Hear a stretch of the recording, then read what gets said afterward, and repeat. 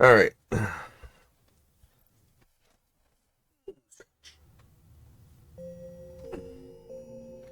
Back where we left off. Slab of reminiscence activated.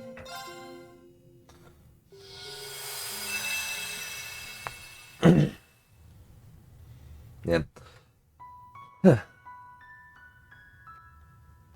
Yeah, I have to sit through this the whole time.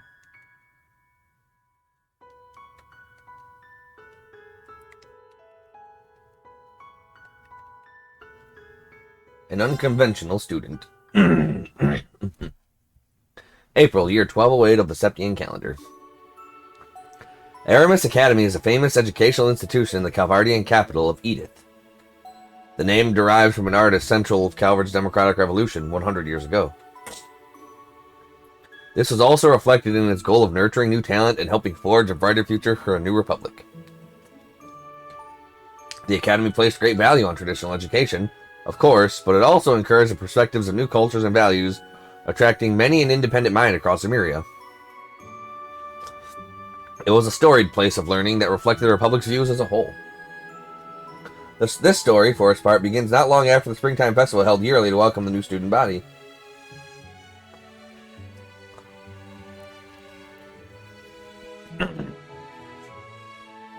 Ah, my glasses are still smudged. Give me 1 second, everybody.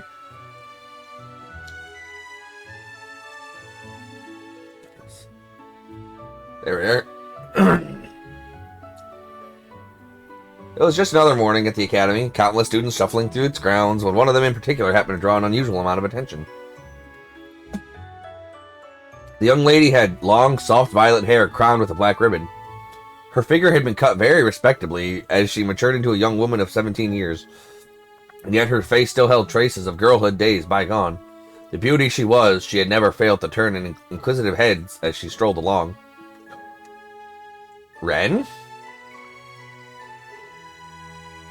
Her name was Wren Bright. Oh, damn. She was a second-year student from Genus Royal Academy in Liberal, now studying at Aramis as part of an exchange program.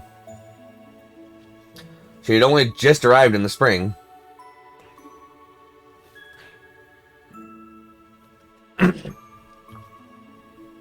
Wren's goal in attending was not to further her education. She had been considered highly gifted since she was a child, having already earned several doctorates in years past, and there was little more a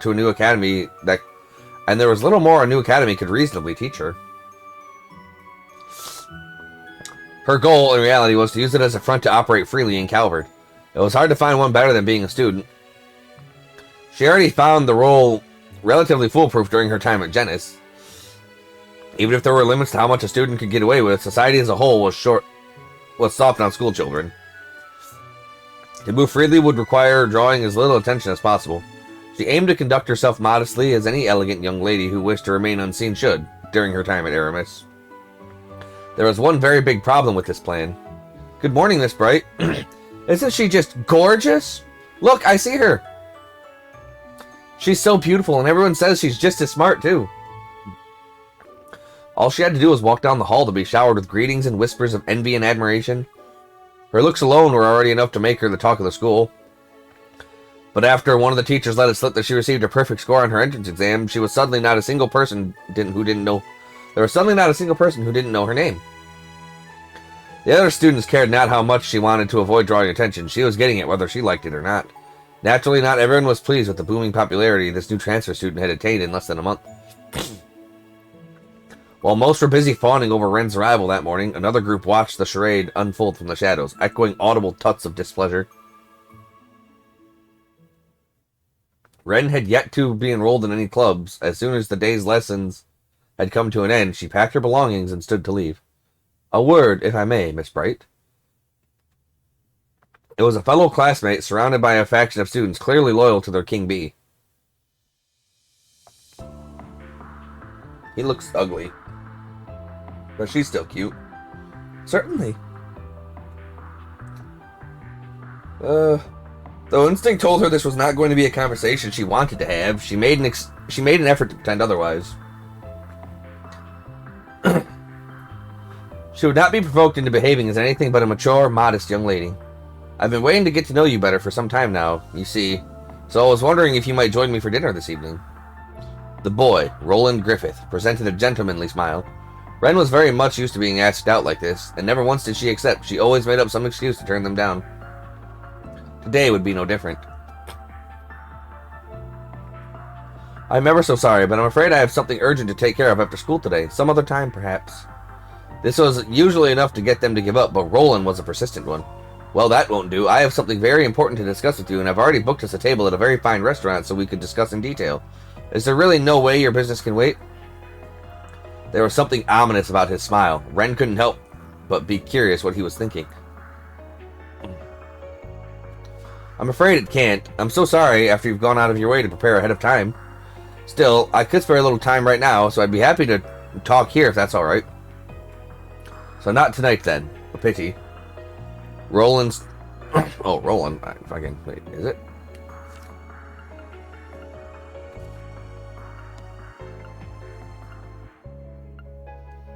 Huh? Oh. Oh, wow. I don't know how I read that as Roland. It's Ronald. Ronald's tone read one less of genuine sadness and more irritation that things were not going according to plan. Well aware that he let it slip his true feelings on the matter, he quickly composed himself and smiled. Now is better than never, I suppose. This does concern everyone in the room, so perhaps it's all the better to be said here. To this, Ren glanced around the room, noticing that only she, Ronald, and his lackeys were all who remained. Most were likely on their way home or in their respective clubs, while some would have ordinarily been in the classroom at this hour. She was certain none wanted anything to do with Ronald and his group. He took a step toward her and then began to speak.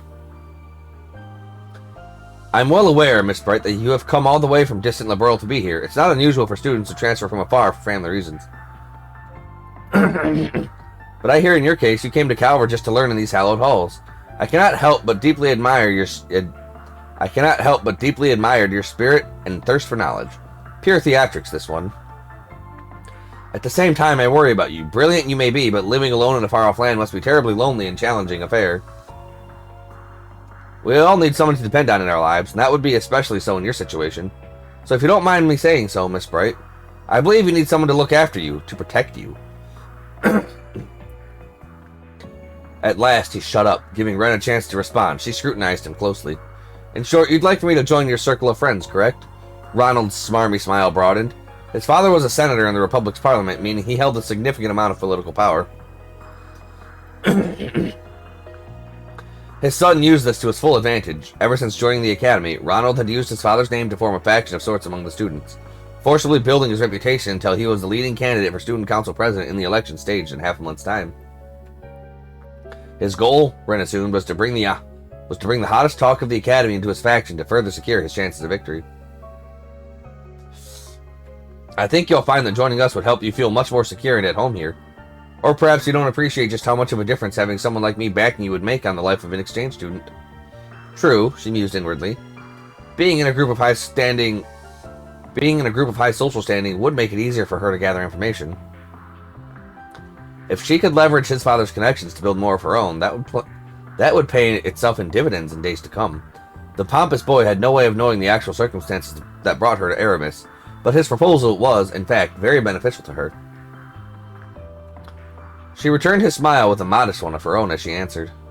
You're kind to think so much of me, but I'm afraid I'll have to decline. Clear, unambiguous rejection. Ronald's lips were still curled into a smile, but he could not hide the twitch in his brow, nor could his lackeys hide their shock. They had, by all accounts, expected her to answer the opposite.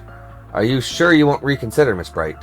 Surely someone as brilliant as yourself can see why accepting my offer would be in your best interest. I fear if you don't now, you may well come to regret it. The last words were a hair slower and deliberate to intimidate her. Ren, of course, was never going to fall for it. I'll admit, it is a tempting proposal, tempting enough to inspire one to consider helping a certain someone win the student council election. If only that someone weren't you. What did you just say? The sudden taunt caught him completely off guard, resulting in a flare of irritation, escaping him. Ren, for her part, was unruffled by the change. I imagine you don't need me to explain why, but I will to be sure. I've been very aware that the threatening glares I always attract on the way to school every morning have been coming from all of you. They've been a constant in my life ever since just before the festival. All were flabbergasted by the statement, their silence confirming what she said to be true. She continued, "Now, you have every right to regard me with caution. I'm well aware of how much I stand out despite my best efforts. Taking potential threats under your own wing is a strategically sound move, too. However, that your target was so easily able to see through your scheme shows everyone here just how inept you really are. I have better things to do than assist someone so incompetent and small-minded." With a shrug and a sigh in a somewhat dramatic fashion, Ren stood before Ronald, his shoulders trembling from rage. "Good day to you all." Ren gave a courteous nod of acknowledgement before leaving the room, paying no mind to the wide eyes and open slack jaws she left behind. Get him, Ren. Go, girl. Good girl. So Agate ended up getting pretty beat up from another one of Mom's crazy jobs she threw at him. We did get some good data out of it, but ouch. Your mom is always so funny. That night in the dormitory, Ren and Tita were engrossed in deep conversation through their laptops. Oh, they're still the bestest of friends. Like, I think this takes place a couple of years after what we just did in Reverie. Because it said this was 1208.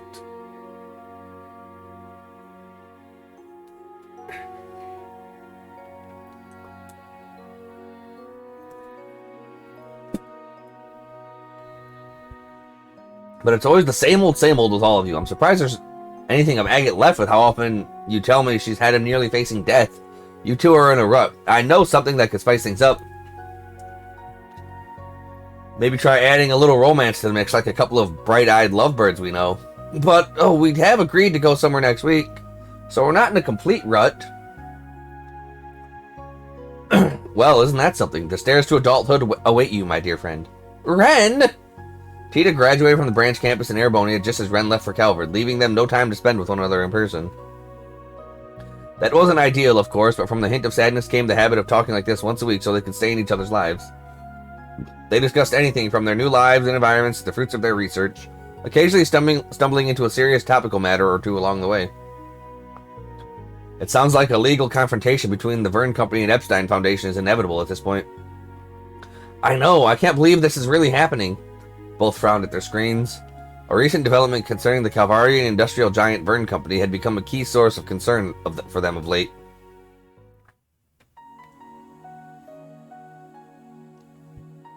It began soon after Crosswell returned to normalcy after the Supreme Leader's takeover the previous year. Okay, so this is a year after what happened, okay. Professor Erica Russell approached the Verne Company to propose that they join the West Sumerian Tech Union that she had been hard at work forming, and to no one's surprise, they refused. But before Erica and the rest of the engineers involved could finish getting ready to go and change Verne's mind, something happened to make the Union the least of anyone's priorities.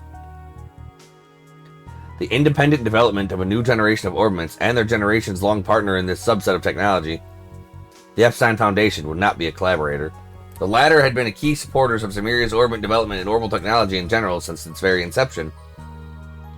Battle orbitments were no exception to this. The Foundation had known their way around them since the very first model, drafting the incredible concept that had been used as the base ever since. Even the Reinford Company before the Battle of Jormungandr was not thought to develop their Arcus models on their own, instead favoring to develop them in partnership with the Storied Institute. The announcement was, quite simply, unprecedented, and it sent shockwaves throughout the industry.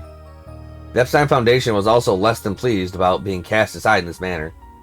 While there were certainly legal concerns regarding who owned the patent to this technology, the greater concern was that their stable position in the industry as a whole was now becoming unstable. 1 second, everybody.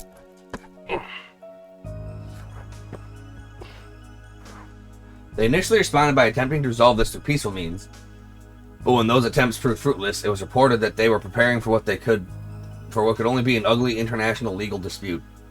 I'd say the Verne has the upper hand in this if this ever makes it to court. Unlike their previous rammed orbitments, this 6th generation is designed to set a whole new standard. All its main features are packed with new tech, with some new features still being kept under wraps. I wonder what those are. What could they be trying to develop that's important enough to ruin their relationship with the Foundation? Though, I have heard about the government telling the Verne Company to focus more on weapons development. I have too. It sounded like they're planning to significantly revamp the military's weaponry. The official story is that they're planning on slimming the military down, but if they're pairing that with the latest in weapons development, then they're still then they're still just as powerful, maybe more so. As part of the war ceasefire agreement, Erebonia was required to downsize their military, bringing it more in line with that of Calvard's. Yet if the Republic were to expand the capabilities of its military, this recently forced equilibrium and superpowers would be quickly broken. Whatever may be true, I've got a lot of questions I need answers to. Maybe it would be worth visiting the Vern Company's headquarters at Basel at some point. You haven't learned anything more about where Professor Hamilton is at the moment, right? Nothing new or concrete, at least.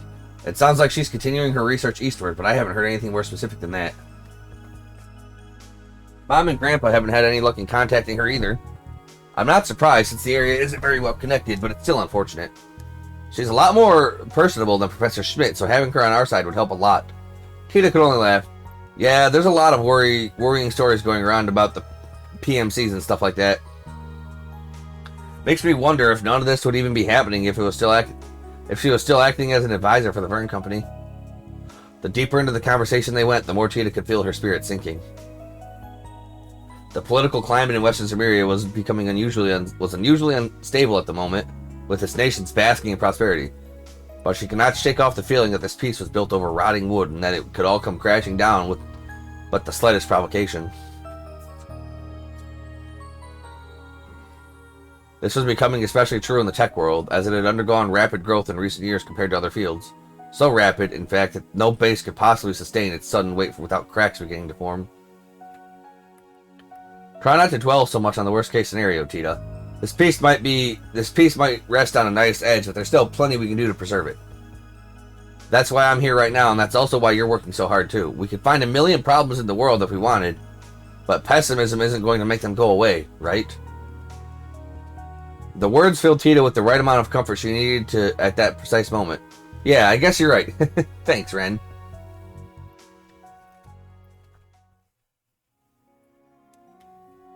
They continued on, losing track of time as they talked well into the night. Before they knew it, the clock had struck 12. Well, it's getting really late, so I should probably be going. I'll talk to you soon, okay? Alright, good night, Tita. Night. Oh! Tita suddenly remembered something. The exclamation stopped Ren just as she was about to end the call. Estelle and Joshua told me to ask if you're doing okay in school. Those two always worry too much. You'd think I wasn't talking to them, too. She couldn't help but remember her interaction with Ronald after class, but Ren quickly drove that thought from her mind. It wasn't worth dredging up. Tell them they can rest easy. Everything is fine. Good. They wanted me to let them know if you were being bullied, so they could fly over and help. Ren could only sigh. Honestly, do they think I can't keep myself safe from a few schoolyard bullies? Actually, they said they were more worried about what you do to them more than what they do to you. Fair. That's fair. At her friend's silence, Tita couldn't help but burst out laughing. I worry about you too, obviously, but they're probably right. How awful of you. Even if that were to happen to me, I wouldn't do half of what you're imagining. Not anymore, anyway. See? It's saying that kind of thing that makes people worry. I'm a lady now. I need the magnanimity to forgive the transgressions of others. I'm also trying to do what I can to avoid standing out too much at school. You can try, but I think that's always been a lost cause. Anyway, now I'm really going to go before I remember something else. Say hi to Zin for me if you run into him. I'm planning to go see him when everything comes down here, so will do. I've been meaning to go and see everyone else I've been indebted to in the past, too. By the time the two of them had finished talking and ended the call, one day had given way to the next. The morning dawned yet another day of school. However, just as she left the classroom in the main building at the start of lunch and went to descend the staircase, she felt someone suddenly draw near from behind her. Reflexively, she dodged out of the way. A female student then entered her field of vision. She had lost her balance, her expression a mix of fear and surprise. She passed through a spot Ren had been moments before, but her momentum showed no sign of fading. If someone didn't stop her, she was going to start tumbling down the stairs. Ren was quick to grab her and pull her close. She supported the girl's weight with one arm. With all the grace of someone taking part in a ballroom dance, saving her from falling. Several students happened to witness the event unfold and could not help but elicit gasps of admiration. Noticing the girl's eyes were still unfocused, Ren gently addressed her. Are you alright? You aren't hurt, are you? Finally realizing the situation she was in, the girl whose face had become quite red quickly straightened her posture in a fluster. Yes, I'm okay. You're Ren Bright from the next class over, aren't you? Thank you so much for helping me. You're very welcome. But I would have to caution you from losing your composure like that right next to a staircase. Do you have some really urgent business to take care of? The girl first frowned in response, then paused to think, then answered, Nothing I can think of. It's weird, but even though it was following my imagination, it felt like someone had pushed me from behind. Obviously, no one here would do that, so it must have just bumped into someone by accident. She thanked her rescuer again before disappearing into the distance. The situation she deemed her imagination, however, lingered in Ren's mind. If I hadn't sensed something was amiss, both of us could have fallen down the stairs. We could have been badly hurt. Was it really just coincidence, or was it a deliberate action by someone who wants to hurt me? If it was the latter, she didn't have anything to support this theory, but it came with a familiar sensation. The feeling of malicious stares focusing on her from the shadows. It took surprisingly little time for her suspicions to gain evidence. After finishing gym class the next day, Ren made for the classroom and began preparing for her next lesson. As she did, she immediately noticed something was amiss. All of her textbooks had been glued shut with an excessive amount of adhesive. Try as she did to open them, it was a lost cause to attempt to even get a single page. It was an obvious attempt to harass her. The culprit was behind the act were equally obvious. Not far from where Ren was sitting, Ronald Griffith and his lackeys, whom she so memorably turned away 2 days prior, were snickering to themselves, their eyes mockingly focused on Ren all the while. They're not even interested in hiding what they're like anymore.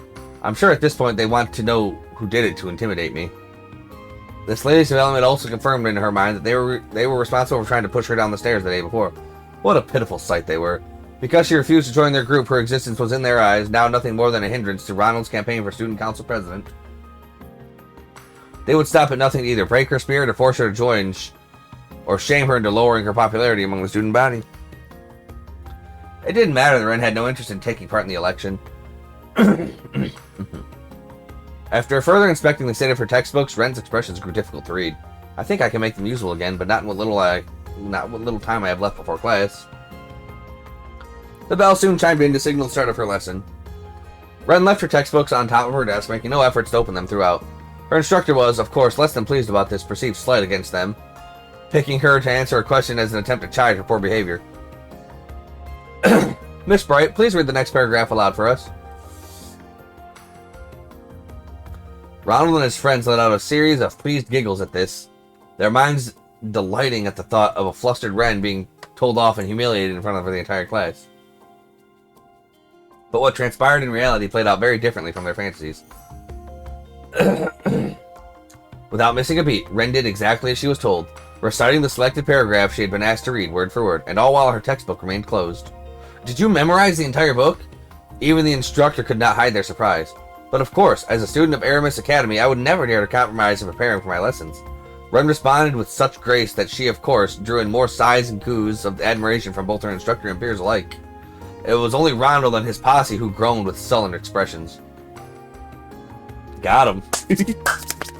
That's my girl right there. That's my Bright. She's the bright shining sun. Shining sun. Wow. The next incident came on Ren's way to school the next morning. She entered the school gates with a horde of other students who was just about to step into the building when she noticed a foul smell coming from above her. She looked upward, noticing a portion of the fencing surrounding the building's rooftop was falling directly above her. Other students noticed at the same time, letting out screams of horror and worries. They could do nothing about it. If I could get out of the way, I could get out of the way easily if I wanted to, but the fencing was over 2 yards in length, so she could escape unharmed, but the other students around her would likely not. That was a risk she was unwilling to take. Grasping the battle orb hidden in her bag, she cried out, "Airstrike!" A sphere of wind formed in response to her incantation, flying upwards at high speeds. She carefully controlled its power so it instead sent the fence flying, and simply canceled out its momentum instead, allowing her to hop and catch it with ease. This was no accident. The smell makes it obvious. It was the distinct smell. It was the distinct scent of a liquid extracted from a certain plant monster. One of its properties was to imitate the natural corrosion of metal, resulting in its application in certain solvents. This made the fence falling a deliberate action, the perpetrator who had been trying to disguise it as an accident, and with Ren having been the target of several malicious acts already, the culprit was clear.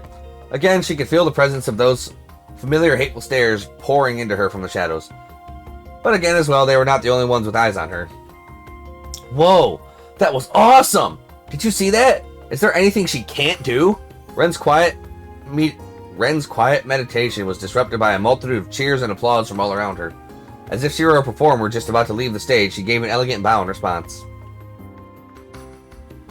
This would not be the last time she endured harassment from Ronald's group, but each and every time they thought they bested her, she would handle herself with exemplary skill, their efforts only serving to make her more popular. The state of affairs continued for several days before, seemingly out of patience, Ronald summoned Ren behind the school building after lessons were over for the day. He stood oppressively before her, his lackeys behind him, with the composure he attempted to feign before now replaced by a plain vile anger.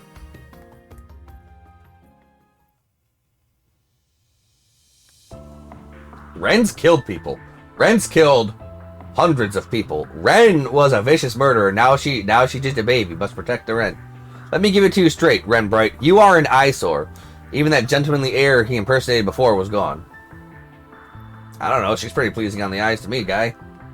Really? Well, that's not a very polite thing to say to a classmate. Don't try to act cute and innocent. I've put too much damn time and mirror into building my position up in this academy. But who's always at the center of attention instead? It's you. It's always you. It's like you're deliberately trying to sabotage my chances of success. And that's the last thing I can afford right now. The more livid Ronald became, the more unruffled Ren was in turn. You're only sabotaging yourself by setting me up to succeed over and over again. You are aware of that, aren't you? Had she not been forced to defend herself against him over and over again, she would not have received nearly as much attention. This being pointed out caused Ronald to return an audible tut of frustration. Who cares about how it happens? The point is, this has gone on long enough, so I'm going to have to ask you to step off the stage for a while. What do you mean? Ronald seemed to present some of his initial cool from when they first talked as he answered. Oh, I mean something very simple.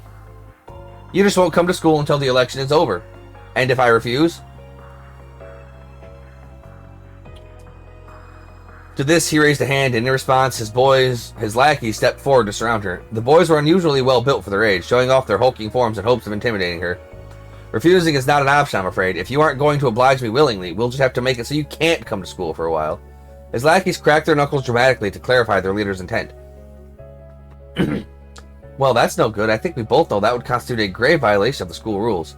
Something about her inflection caused him to mistake her commentary as showing a hint of fear, further fueling the desire to dominate the situation. No one's watching a place like this, and even if someone did happen to see, my father is a politician. He can make it go away. If they don't willingly choose to ignore what they saw and deference to my position, that is. Everyone at this academy seems to already know their place, you see. Everyone except you. His smile then was so unpleasant that a sigh escaped Ren. Oh, I think you're the one who doesn't know their place. I don't want to be rough with him after what Tita said, but he needs to be taught a good hard lesson. Ronald continued on, obvious to what was running through his apparent victim's mind. Now do as I say. His lackeys drew closer, readying to seize her. I'll keep it mild, but I still want this to hurt for them. Just enough to set them on the right track. I don't think Estelle or Joshua would object to that. But if she was about to act... Stop this at once! A girl's shout could be heard from the direction of the school building. She was, of course, not shouting at Ren. And who are you? Ronald was visibly irritated. Though the girl appeared to be visibly nervous, she continued to stand her ground. I didn't mean to listen in, but I couldn't help but overhear what was happening here. You can't go through with this. What you're doing is wrong. The girl stepped forward until she was directly in front of Ren to protect her from the schoolyard bullies.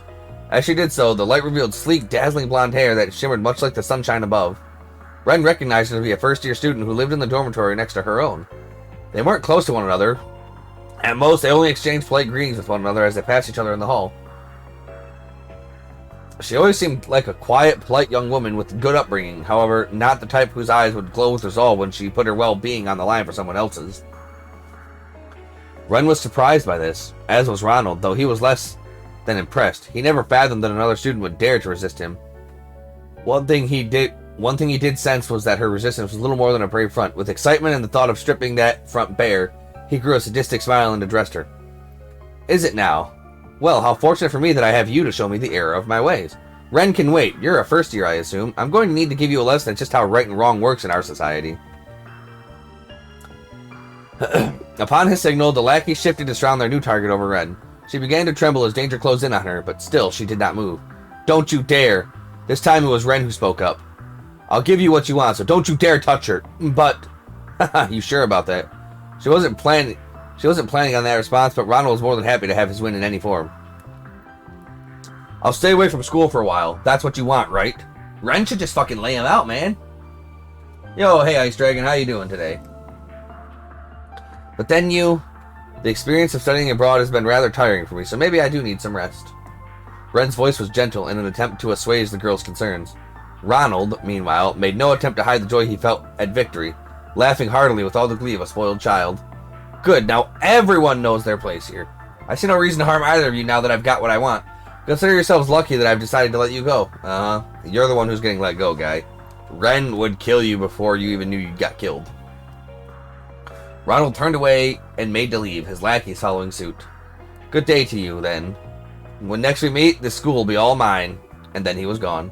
With only the girls left behind in the school building, the younger of the two looked up at her senior, concern welling in her expression. I really am all right. You're very kind to worry. Ren's smile was one of genuine kindness. From then on, Ren did indeed stop coming to school, citing illness as the official reason behind her absence. The students then gathered in the Academy's auditorium several days later for the long-awaited student council election. Aramis Academy as a whole placed great importance on the autonomy of its students, and as such the student council exercised an unusual amount of power.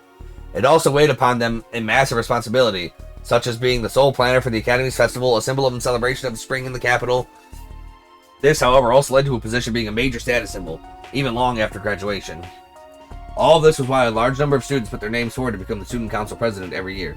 Yet this year, a great majority of most promising candidates dropped out under mysterious circumstances, leaving only Ronald and others associated with him on the ballot. I couldn't exactly boast about winning by default. Ronald and his supporters sat in the rest area, chuckling among themselves at the whole affair. Perhaps his name wasn't the only one on the ballot, but none of the others had done any certifiable campaigning, meaning his election was positively assured. Eventually, the time came for him to give his speech. It was a compelling one. He played the part of a respectable young gentleman as he delivered it, speaking with that same silver tongue he inherited well from his father. There were some moments where he failed to hide his arrogance, but as no one had prepared a speech to give, this was not a blow to his campaign. It otherwise would have been. Now, if you could turn your eyes to the screen spoken was at the back of the auditorium. This was a rather notable feature to have in a school building, to have anywhere, and was installed several years prior for use in lectures and to display recreational films. Other nations had yet to indulge in such luxuries, showing just how far ahead Calvert was in its technology. Until then, students had used it to display photographs during their speeches, but Ronald intended to take it another step further.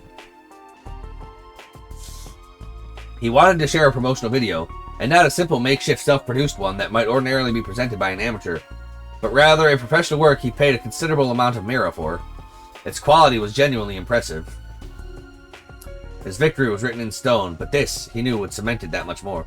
Convinced this would serve as the perfect beginning to his ascension to the top of the social hierarchy, he started the video. The musical number that played was rousing, fitting, what followed with then Ronald appearing on the screen. So, how much mirror do you want for supporting me? I can make it worth your while. What?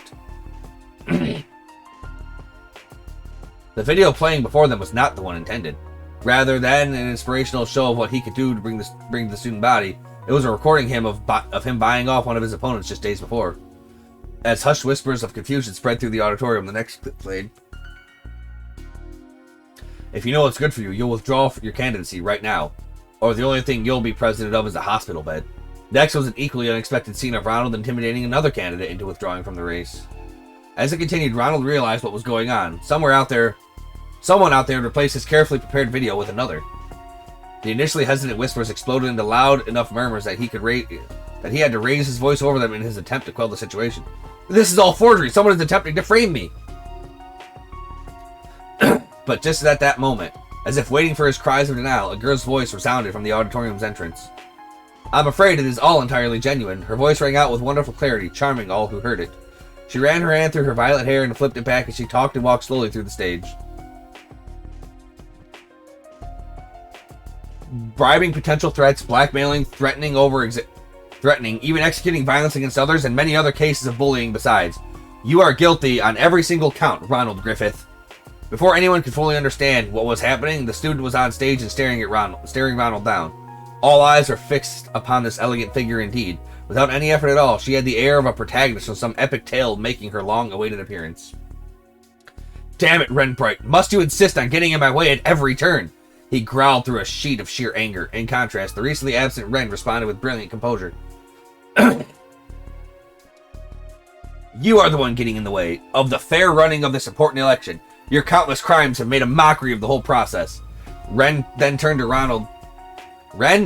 from Ronald to the rest of the student body as she continued to list his crimes alongside the still running video. Some elicited frowns, others sympathy, others complete silence, but by the time she was finished, all were united in a single overpowering emotion. Anger.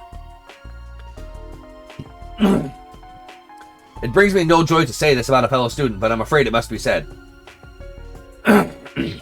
Ronald Griffith, you do not deserve to even attend this prestigious academy, much less be the president of its student council. Similar censure from the other students followed in rapid succession. Yeah, she's right. Stop ruining our academy. You've gone too far. Ren's accusation wasn't the only reason for their anger. The students of Aramis had long loathed Ronald's oppressive behavior. They only hadn't spoken out before because they were afraid of his father's power. Now that they realized he could be stopped, their anger had reached an explosive boiling point. Ronald suddenly found himself at the center of a torrent of abuse. He looked to his lackeys for support, but even they refused to meet his gaze. It then dawned on him just how fragile all he built was. Rage gave way to an instant deep despair, and casting a glare of pure hatred toward Ren, Ronald hurriedly sprinted out of the auditorium. Only when he was completely out of sight did the air erupt with cheers of joy. Got him. In the end, addressing the aftermath of the election took long enough that by the time she left for the gates, it was already evening. Yet, even with how late it was, instead of walking to her usual route home, she stepped off the path to take an entirely unoccupied park. How does this work? No one is going to interrupt us here, so how about you come out? In response to her words, Ronald emerged before her for the first time since he ran away earlier in the day, with 10 or so companions in tow. These men weren't his usual lackeys, but instead vicious figures with dark expressions and gaudy clothing. They were clearly not students of the academy. More than likely, they belonged to some local gang. You don't keep very good company outside of school now, do you? With how they're dressed, I assume you must be off to a party or something. I am going to wipe that smug smirk off that face for good, Renbright.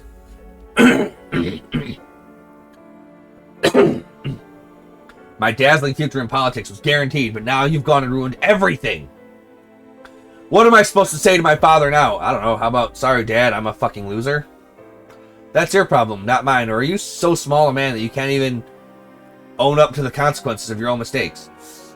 Not a second passed between his outburst and the manner in which she snapped back, causing his temper to grow twice as vile. That's it. I don't care what it takes. You are going to pay for thinking you could cross me and get away with it. Have at her. There won't be any consequences for going too far. My father will see to that. The men sprung into motion upon Ronald's signal, but what followed made them doubt their eyes. Ronald could not understand what had just unfolded before him. His eyes relayed the information well enough, but his mind rejected it completely. The second after he ordered his new lackeys to attack, Ren had produced a monstrously sized black and gold scythe from thin air. This in itself was beyond comprehension, but it wasn't the last thing to be so. The scene was like a cat toying with a powerless cornered mouse, except in this shocking case, Ren was the cat, and his men were the mice. They surrounded her at first, yet all it took was a single swing from her conjured weapon to cause most of them to collapse to the ground. In less than 10 seconds, their confidence had crumbled with their bodies. The mice made to scurry fast as they could, but the cat gleefully gave chase. There were even moments where she let a few think they had gotten away, only for her to immediately close the gap between them. It was only after she was bored that she would knock them unconscious, like the rest. Then she would seek her delight in her next hunt. Like heavy sacks of potatoes, the men fell one by one, one by one, one by one, until only Ren and Ronald were left. This can't be happening! The young man was still struggling to come to terms with what he just witnessed as Ren stretched her limbs like a bored child still gearing up to play. Amateurs. Every last one of them. I thought I could at least have a little fun. Oh, but don't you worry, I didn't actually slaughter them. She turned her gaze from the spectacle of her own creation to Ronald. Man, Ren is awesome. Would you be open to giving me a little more entertainment, perhaps, Ronald? Ronald twitched in fear at the mention of his name. In this moment, she was now nothing more than a beast in human skin. Stay away from me! My father's in Parliament, you know. Try anything on me and you'll regret it. Her response was an expression of pure pity before tossing what appeared to be a magazine at his feet. It's one of today's tabloids. You might find its contents relevant. What? At first he was baffled by this shift, but the second he peeked at the cover, his face went pale.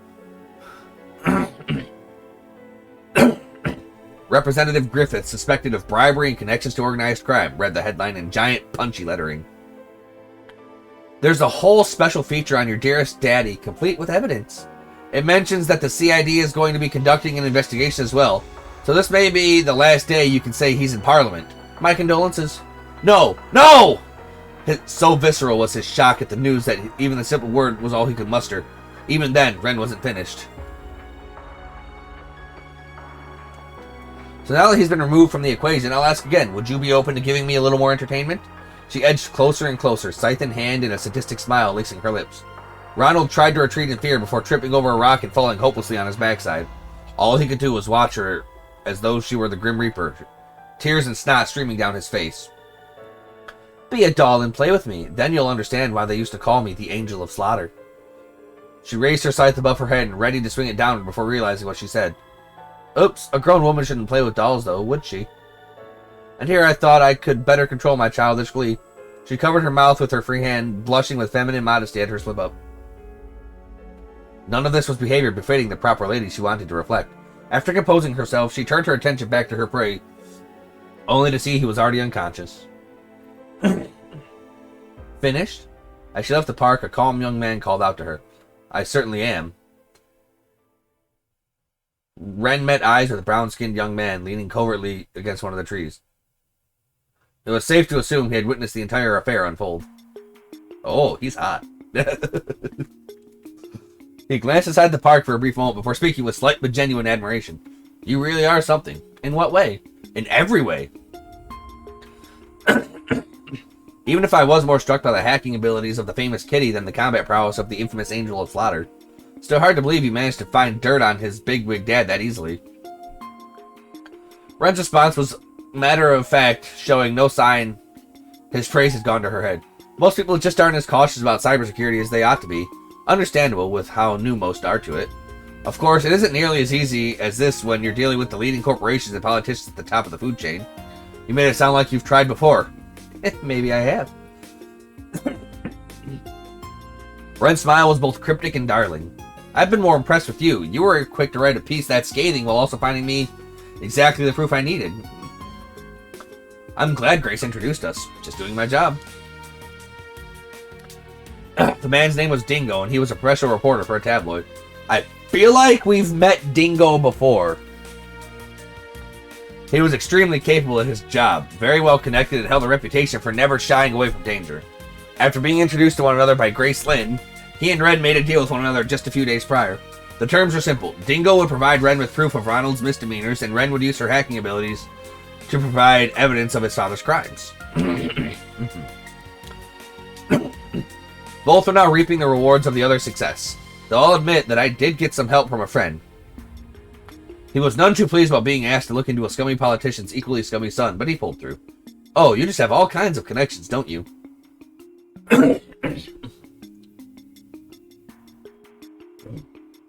Man, my throat is... my throat.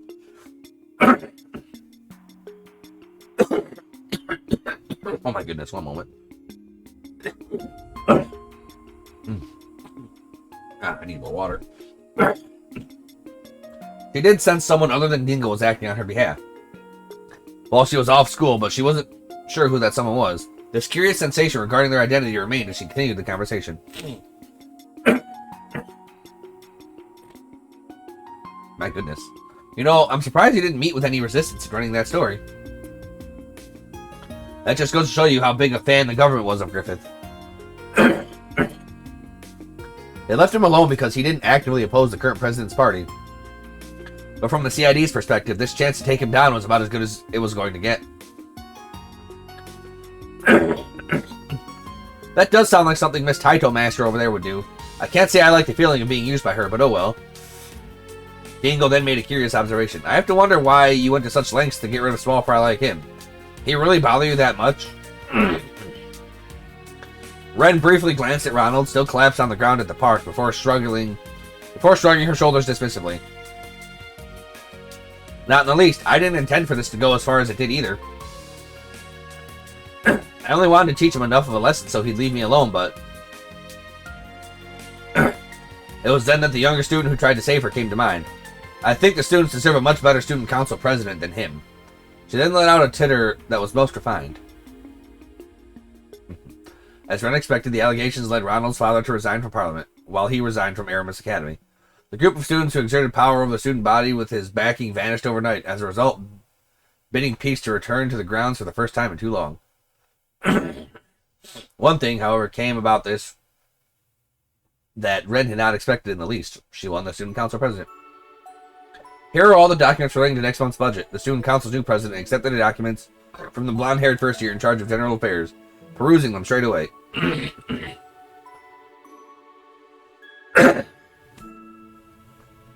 After Ronald dashed from the auditorium on the day of the election, most of those in his group who put down their name dropped out in a timely fashion.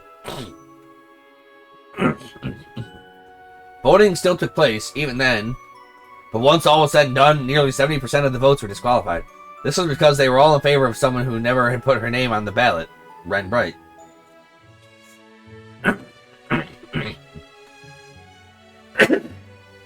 Aramis Academy was known for how little its staff interfered with the many liberties it gave its students, but this time, the staff was clearly concerned that dissatisfaction with Ronald was going to present dire problems in the future.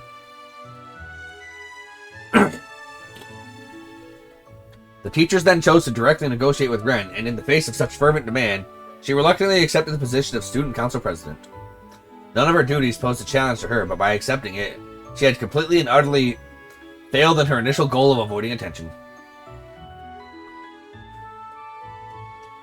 I wonder if this is how Thor's Branch campus's first student council president felt when he was elected.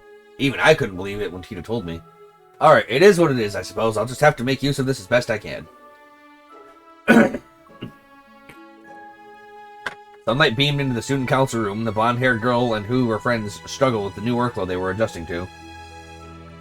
As Ren sat there, ears open to random talk and the occasional grumble, a thought crossed her mind. She had no end of real-world worries. The problems arising from rapid technological development, the society's next move, the ominous winds of change blustering over Calvard.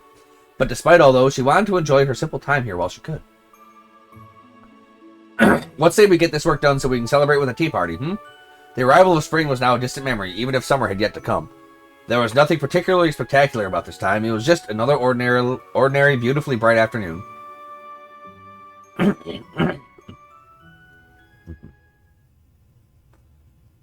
Yeah, you don't mess with Ren.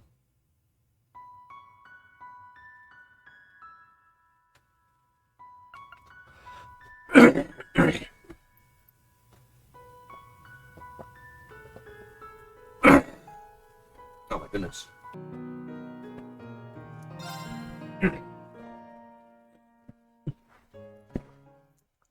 There's a lot to read here, man. It's crazy. September, year 1207 of the Septian calendar. I cannot accept. I was not one to mince words.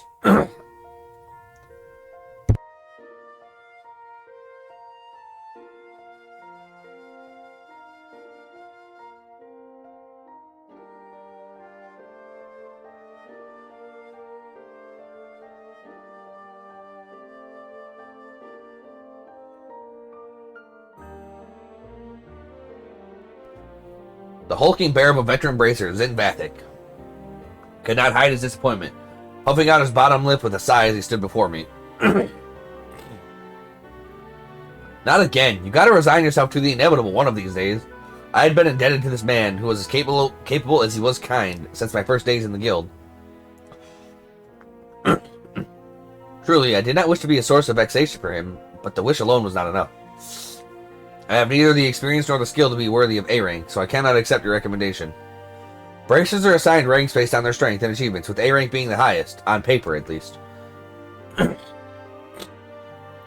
Its members are the very face of its beloved organization, and such ranks are a metaphorical badge of honor to be worn with pride.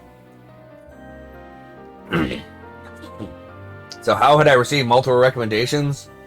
for the most prestigious rank in 6 months. I spared no effort in working to hone my craft in the years I joined after school.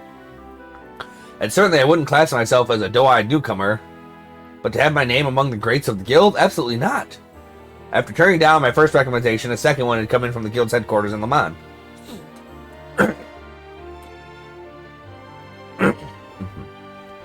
If you ask me, you got both in spades. There's something else making you lead toward a no? Zin's awkward smile told me he had been pressured by headquarters to persuade me. I folded my arms.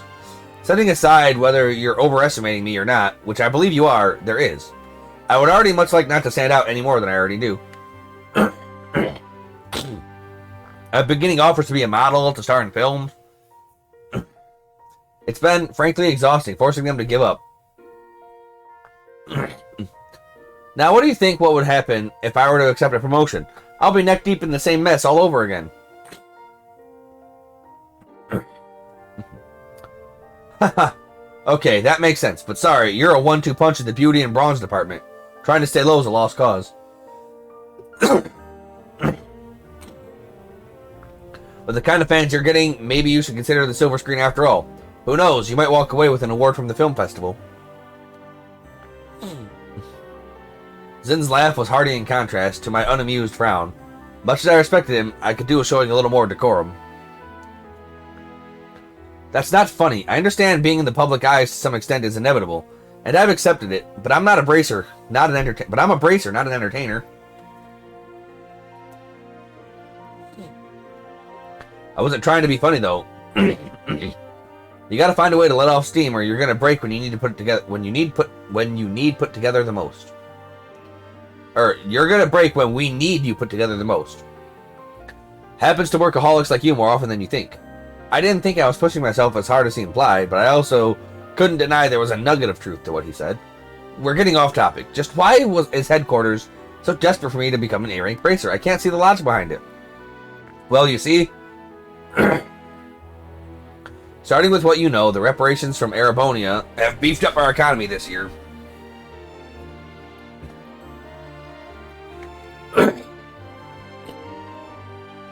So all kinds of new investments are pouring in from across the continent. Now, I'm no economist, but people go where the money's at. And people go, and where people go, conflict follows. That's just how it is. I saw where he was going from here, electing to expand upon the rest myself. So now we have disputes between mega corporations and a stark increase in Jaeger activity. Is it charging? It is.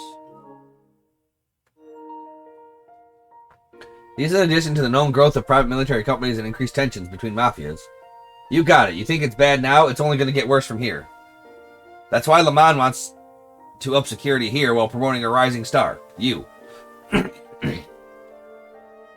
They see it as good PR for the guild and a deterrent to any potential threats that are thinking of stepping out of line. Perhaps I was more vaguely aware of their goal in using me than I wanted to admit. This didn't make hearing the answer any more satisfying. If they have you asking me to play the part, then surely they have asked you to play your part already. You've been recommended for S-rank, haven't you? If you know of a better deterrent than having an S-rank in Calvert, then I'd like to hear it. Zin scritched the back of his head awkwardly upon my statement. I just don't think I'm up there with someone like Cassius Bright. S isn't even an official rank, and even if it was, just look at me. You think a guy like me is a picture-perfect advertisement for the guild? I think you have the skills, achievements, and build to be one, yes. A curt, quick response. Alright, point made. I can't force you to take the recommendation, and I'm not about to be a hypocrite. Just let me know if you change your mind, okay? With that, the conversation came to an end, and the guild's bracers gathered to begin their routine meeting of delegating open requests. This is how I preferred things. It was better to stay like this. Oh no.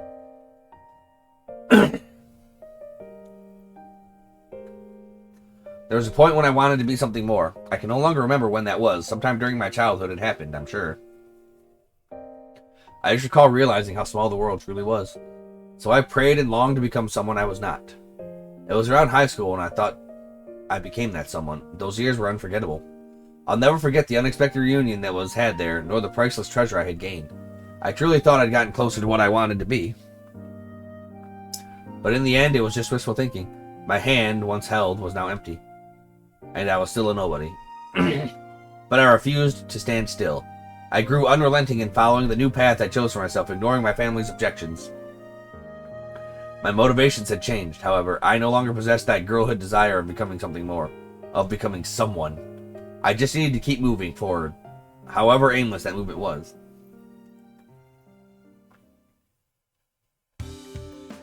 Well, aren't we looking gorgeous today? With a whimsical wink and a familiar bartender welcomed me to his establishment.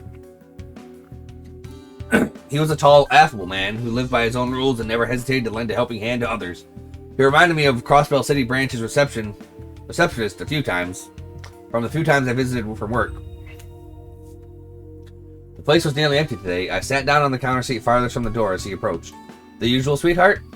I stopped by here after a hard day's work on occasion, and whenever I did, I always ordered coffee and a light snack. This was not a coffee and snacks kind of day. I want something with alcohol. Even beer will do. Not at all fazed by the vagueness of my order, he walked away and started preparing my drink.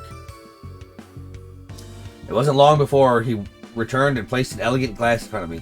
I think this is a little more you than a beer. It was a beautiful cocktail composed of two colors, a clear blue like that of a priceless sapphire and a calming jade. No doubt, he could tell how disquieted my heart was and was trying to soothe it down in his own way. I thanked him inwardly before daring to broach my other reason for coming. Have you learned anything more about what I asked? Apart from being a skilled bartender, he was also a well-known informant. He was extremely well connected to the guild, the press, and even criminal underworld, but he was very careful never to overstep his bounds with that last one.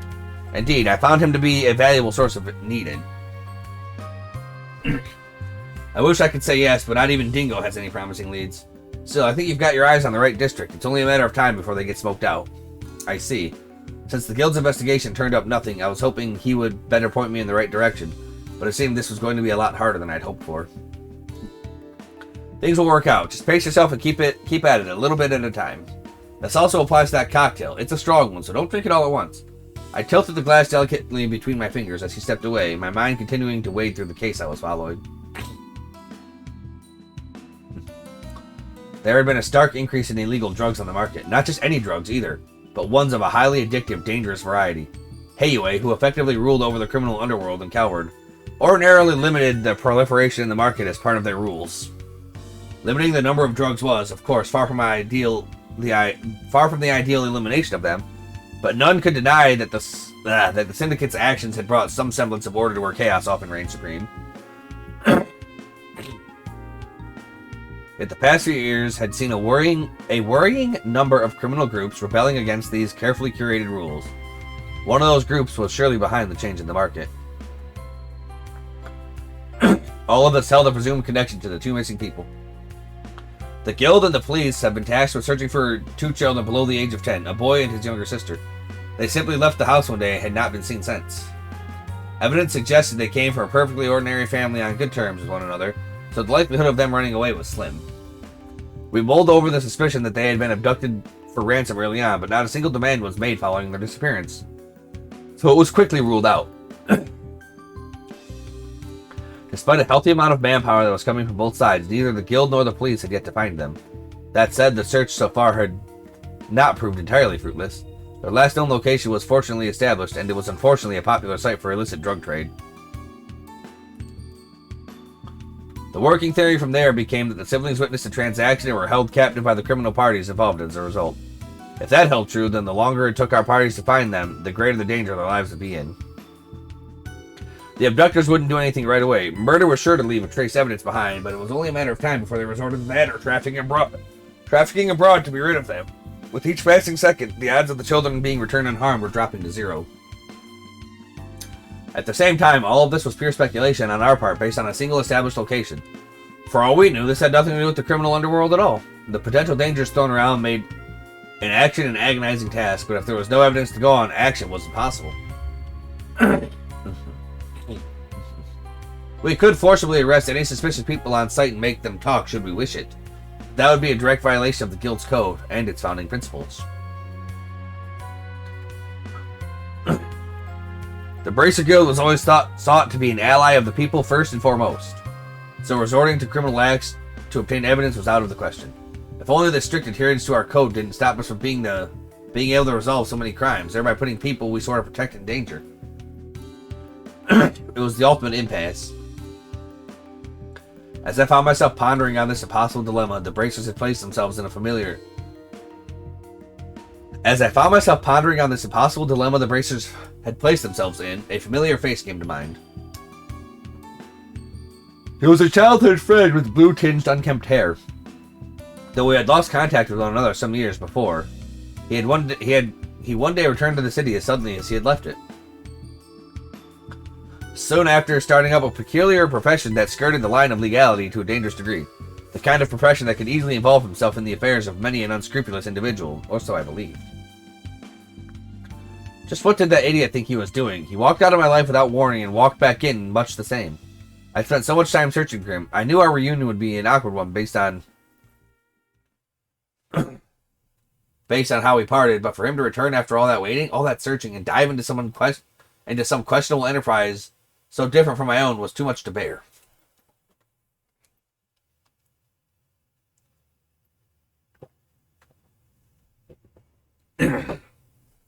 It gave rise to many concerns as a bracer and many more concerns as a friend.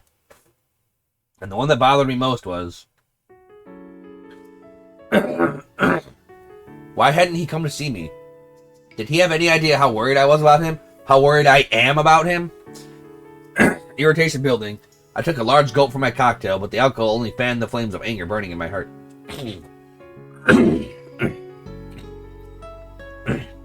They burned brighter and brighter still, becoming a dazzling white that projected countless transient images of the past. Then, just as quickly as it had flared, my anger faded in an instant, replacing itself with a very different emotion altogether. Why did you leave me?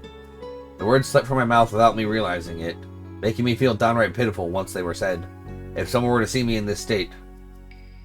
You still haven't moved on, I see. A familiar but unexpected voice called out to me, causing me to jump slightly from surprise. I quickly regained my composure.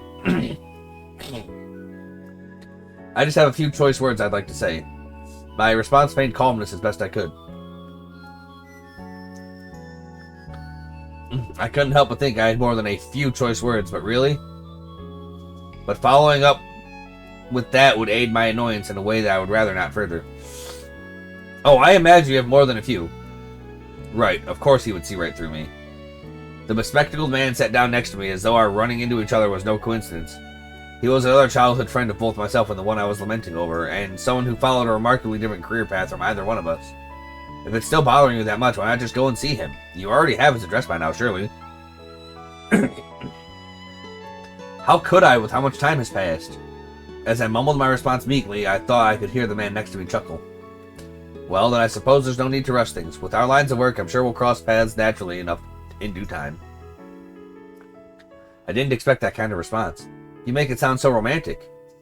Lest you have forgotten, I don't struggle with expressing what's in my heart the way he does. Now, since we're here, how about a toast? I'll make your next one a non-alcoholic. And lest you have forgotten, I can handle my liquor just fine, thank you very much. We spent the rest of our time reminiscing about the past.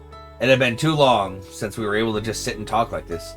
It wasn't that he and I had become estranged, but both of our jobs made it a trying task to meet even at the best of times.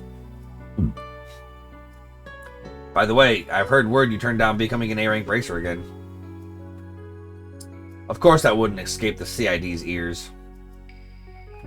The information itself wasn't confidential, but that he already knew something, however unofficial it was entirely typical of him. The Bracer Guild focused on protecting the civilians, while the CID focused solely on the needs of the president in office. The groups were neither enemies nor allies, they simply had very different goals where work was concerned. I know it isn't my place to tell you to accept the offer, however. He paused before resuming, his tone becoming markedly more serious. The times we live in demand a new hero, that much is clear. I had no idea what a realist like him was trying to say by implying I was a hero. But before I could inquire further, he changed the subject that was likely to have brought him to find me in the first place. Now, if you don't mind, I have something that will be of interest to you regarding those missing children. My eyes widened from the unexpected change, he continued. We've identified the group that made the district their turf, as well as have compelling evidence that a crime taking place. You may proceed as you like in cooperation with the police. I couldn't believe it. On a fine silver platter, he had given me just cause to act, and since the information came from the CID, there was no reason to doubt its veracity. I felt it. I was on the verge of rekindling my girlhood desires. All I had done till now was follow life where it was taking me. And yet here I found myself before a new path that could lead to someone I once wanted to be. This deviation terrified me. What if it led to me losing someone again? What if it ended in more pain?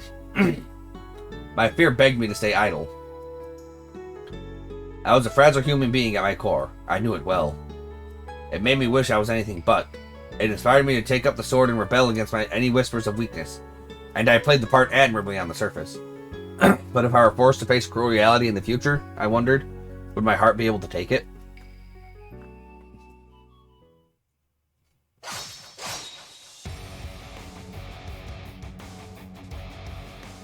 I feel like the kids are going to be dead, and she's going to have to take a darker turn.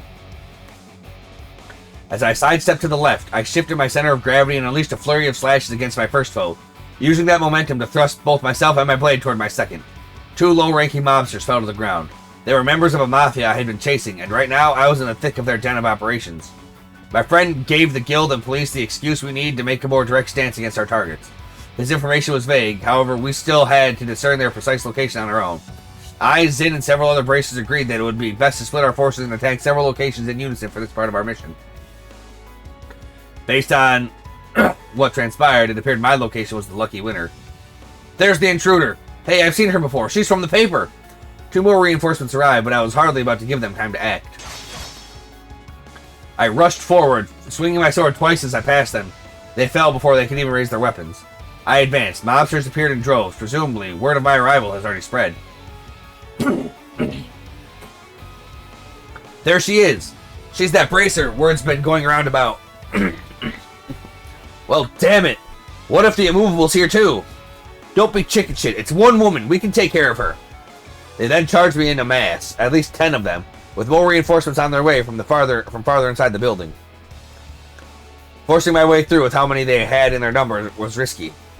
I knew the sensible thing to do would be to wait for the other bracers to show, but I also had to consider what if my waiting afforded the Mafia the time to wield the children as hostages.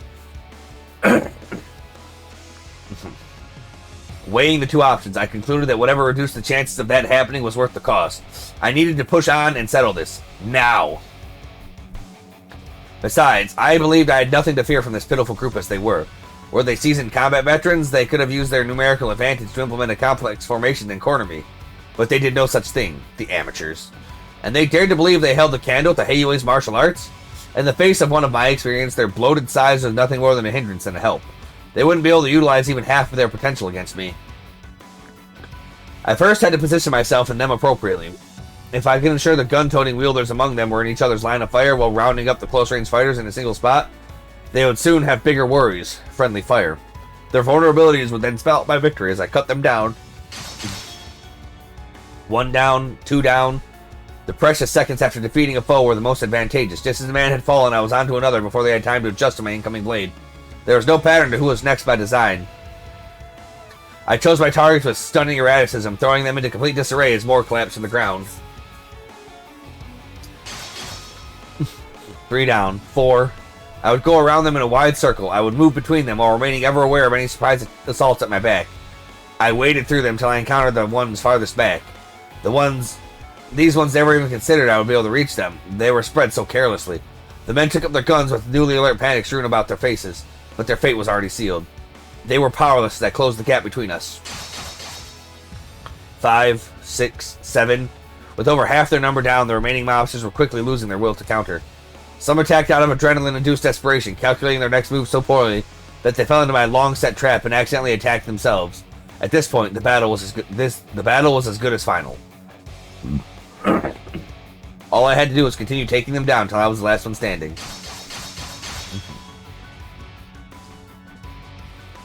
There were smaller groups I encountered on my way through the building, but I was able to disable them with little effort. The path they opened up for me eventually led me to their leader. He was a middle-aged fellow pacing restlessly around an unpleasantly gaudy room until I entered. He twitched in fear upon the very sight of me. "Why are you here? Where are my men?" Kissing the floors. I answered so calmly and concisely that he balked in disbelief. "That's impossible. I sweat my balls off to build this group from the ground up, and you're saying a girl like you tore it all down, just like that?" I ignored his crude language and drew closer, as I thrust my sword till it sat between his eyes. He let out a squeal. Well, I'm no ordinary girl. I'm a bracer. And don't worry, I didn't kill them. They've only been knocked out or restrained. You'll be seeing them again soon, in prison.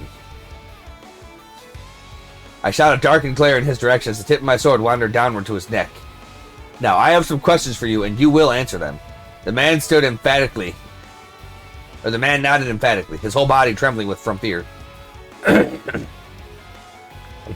2 children, a boy and a girl under 10 years old, disappeared last month. Your people abducted them, didn't they? He nodded.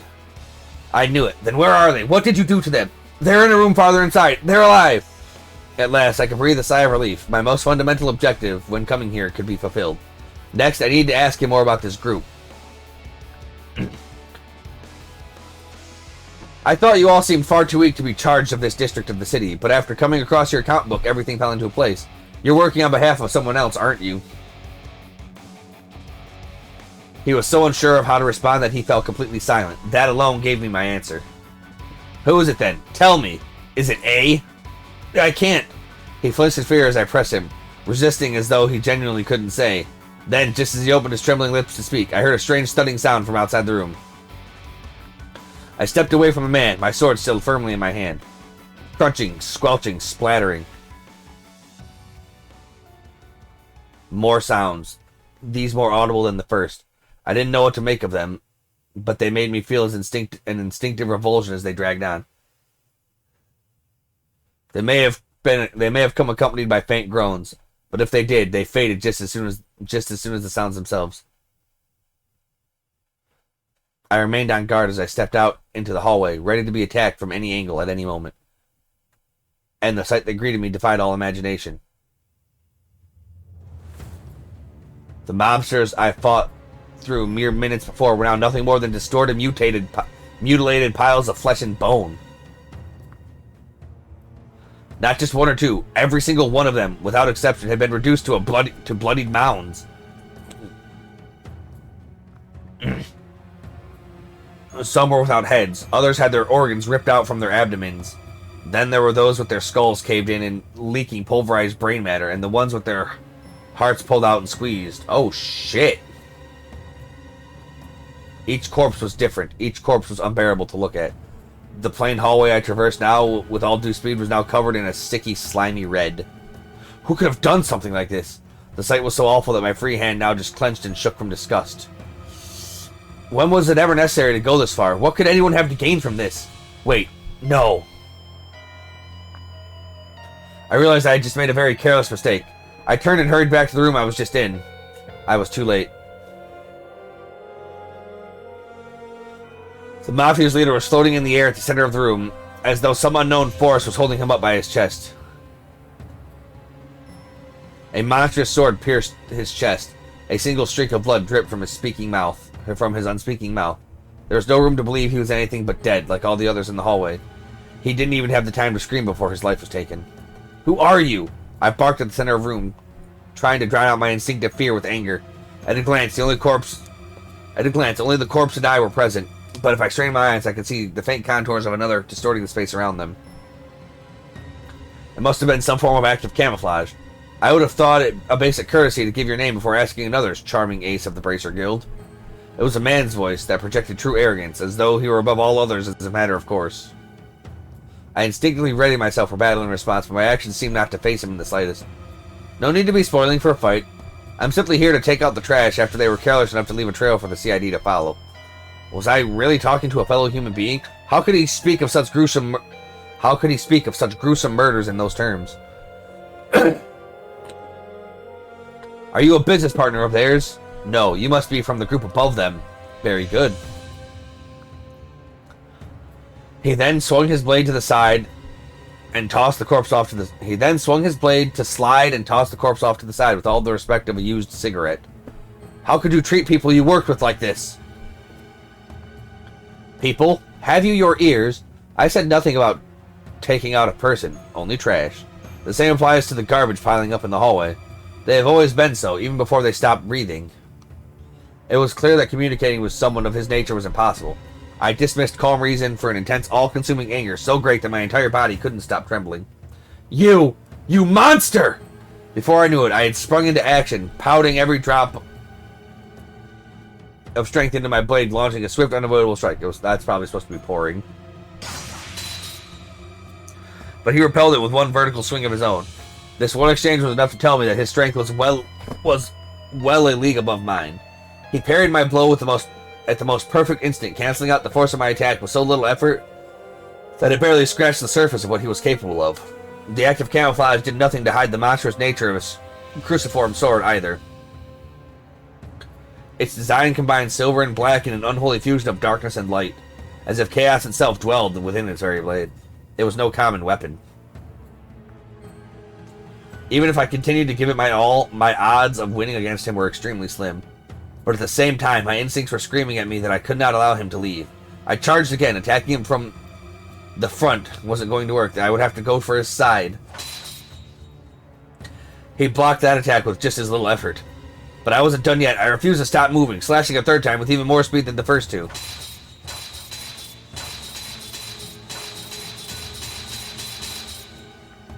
I showered him in a flurry of them, each one faster than the last. When I finally reached my physical limit, I darted in a new direction, attacking him from behind. I put my very soul into one overwhelming attack, aimed directly at his rear, which I could only just make out through the act of camouflage's distortion. I got him. However, the second I became sure that victory was within my grasp, his cruciform blade carved a great arc through the air in a ferocious spinning slash. I was able to instantly defend myself against the blow, but the force of it sent me flying backward. I was fortunate enough to not have sustained a direct hit, but my body shook from now being able to fully cancel out its massive weight. Still, I forced myself back to my feet and glared at his form. The difference between us was night and day. It felt as though he could manipulate the very flow of battle, much like a master of martial arts who understood the true nature of all things. He paid no mind to my pitiful attempt at bravado and gave a short laugh before speaking. Impressive. You put up more of a fight than the rumors led me to believe. What's your goal? What are you trying to do with all your strength? I expected him to reject or ignore me, so I was taken aback when he paused for a sincere moment of thought before answering. An interesting question. I suppose to instill fear. Fear? I almost doubted my ears. Fear is at the heart of all we know. Domination and servitude, order, harmony and production, all of it exists because of fear. That is why I seek to instill fear in its purest form, much like the retributive tower that appeared in Crossbell half a year ago. Such a pity that it fell. There was such pleasure in his words that it made it easy to imagine the expression on his veiled face. As insane as what he was saying sounded to me, I knew he meant every word of it. You really are a monster. Heh. Continue your fruitless attempts to stop me, and you'll understand what I mean in due time. He lowered his blade. As a parting gift for assisting me in my house cleaning efforts, I will let you and those children go. Keep that far too pristine blade sharp for our next meeting, Bracer. With that, he turned to leave. Wait! Just as I extended my hand, the ground below him emitted a faint glow. By the time the glow had faded, he was gone. He had likely used the same teleportation spell that certain other criminal organizations were known to rely on. His departure also released all the strength I had left in me. Not from relief, but from the exact opposite. I was so overwhelmed with frustration that I let him leave. So afraid of what he might go on to do because I couldn't stop him that I lost the strength to even stand. Of course, this is just who I've always been. I haven't changed one bit since the day you left me. I'm still the same powerless girl I was back then. My work here wasn't finished yet. I walked to the next room. I opened the door and was greeted by what appeared to be an old storage space. There, across the hall, I found who I was searching for. The brother and sister pair were crouched against the wall, and the boy trembling on the floor as his sister stood close by. It's okay. I'm here to help you. I kept my tone as gentle and reassuring as I was able. The girl smiled while her older brother continued to hide his face.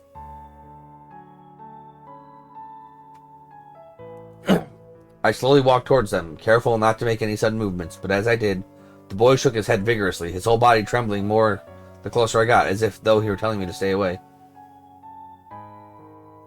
The answer from that man flashed in my mind. Fear is at the heart of all we know. These poor children were very much in fierce clutches. No matter how gradual I was in closing the distance between myself and the boy, Trying my best not to provoke him, his body language showed he continued to reject me. We were now within arm's length of one another. His shaking grew more violent, and though he opened his mouth to speak, his voice refused to come out. It's all right. I smiled the most comforting smile. After that, I reached out behind me and grasped the blade of a knife. I reached out behind me and grasped the blade of a knife that was being thrust toward me.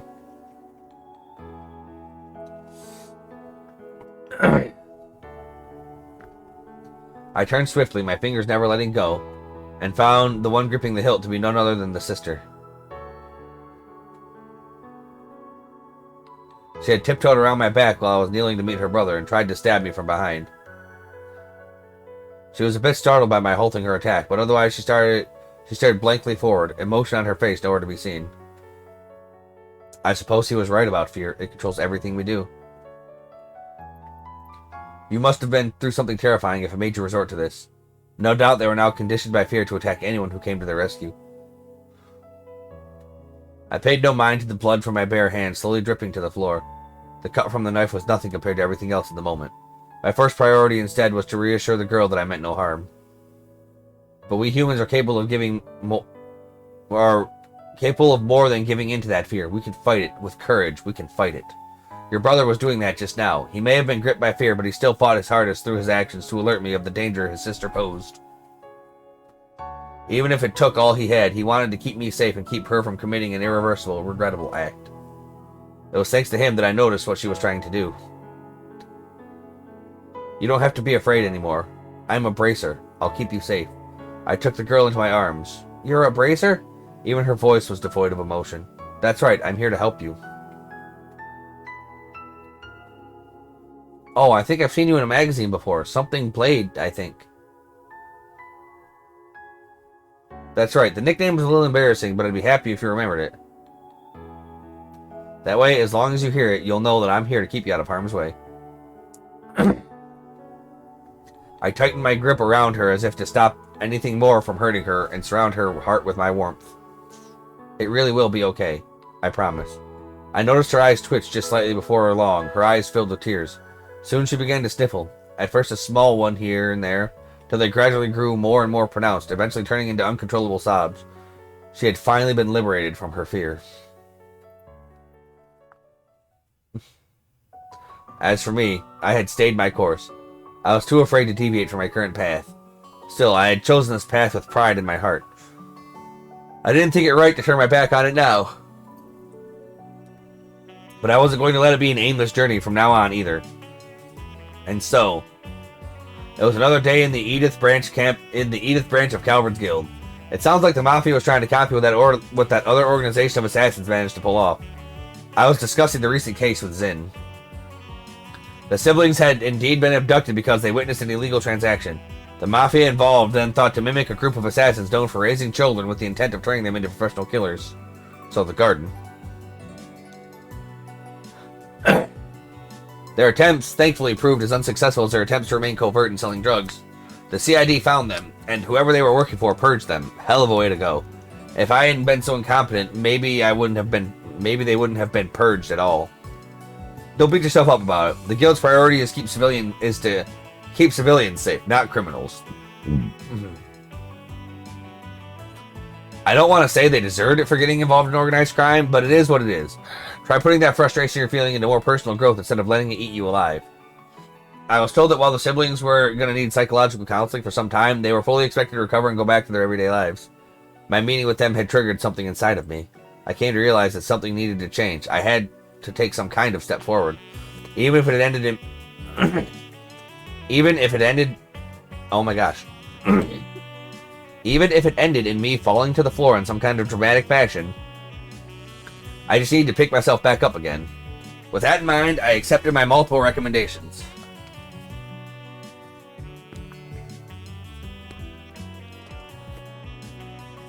The times we live in demand a new hero.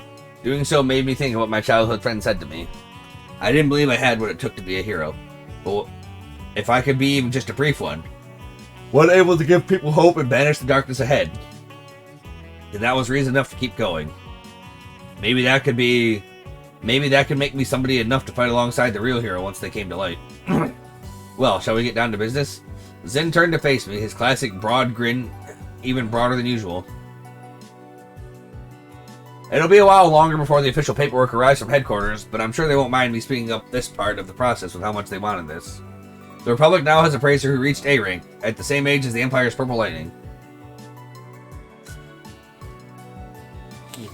Congrats on your promotion, Elaine Alclair, Beauty's Blade.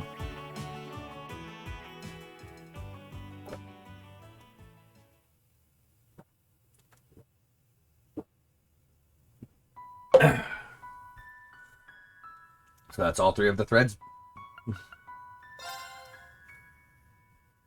Now what? Suspension of causality, recording engine activity confirmed. Forced connection to Astral Link severed. What?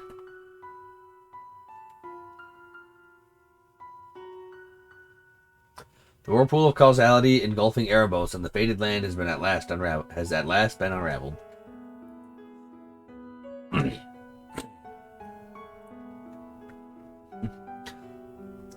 Though the bell ringing in the end of days has yet to be silenced.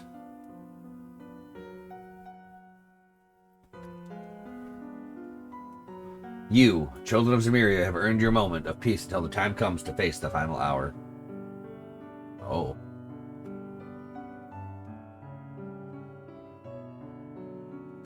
Until you, with the hope and fear in your hearts, must walk new trails.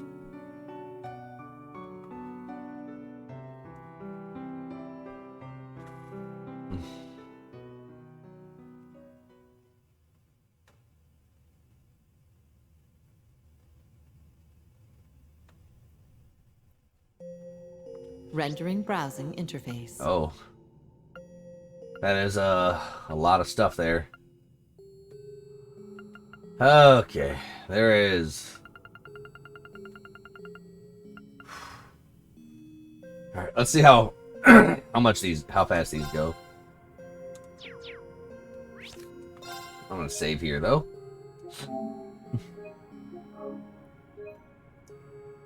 I'm gonna have to make these daydreams like multiple different streams. Activated. There's so many of them.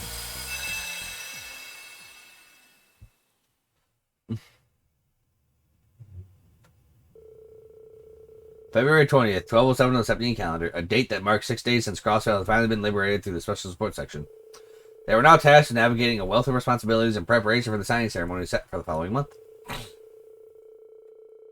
The initial team of 4, Kia and Chief Sergei, were up to the task, especially now that they were able to resume their post from their beloved base.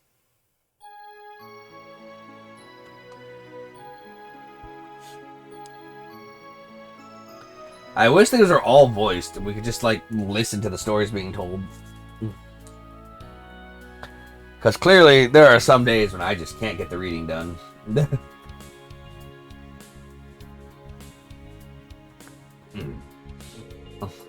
Yesterday's cleanup efforts were pretty tiring. Still, looks like we all managed to get a good night's sleep. I'll say, I slept like a baby. Good to have my old bed back. I can't remember the last time we had breakfast together like this. That's an excellent point. It's been over 2 years. It feels like it's been even longer. That's because a whole lot's happened.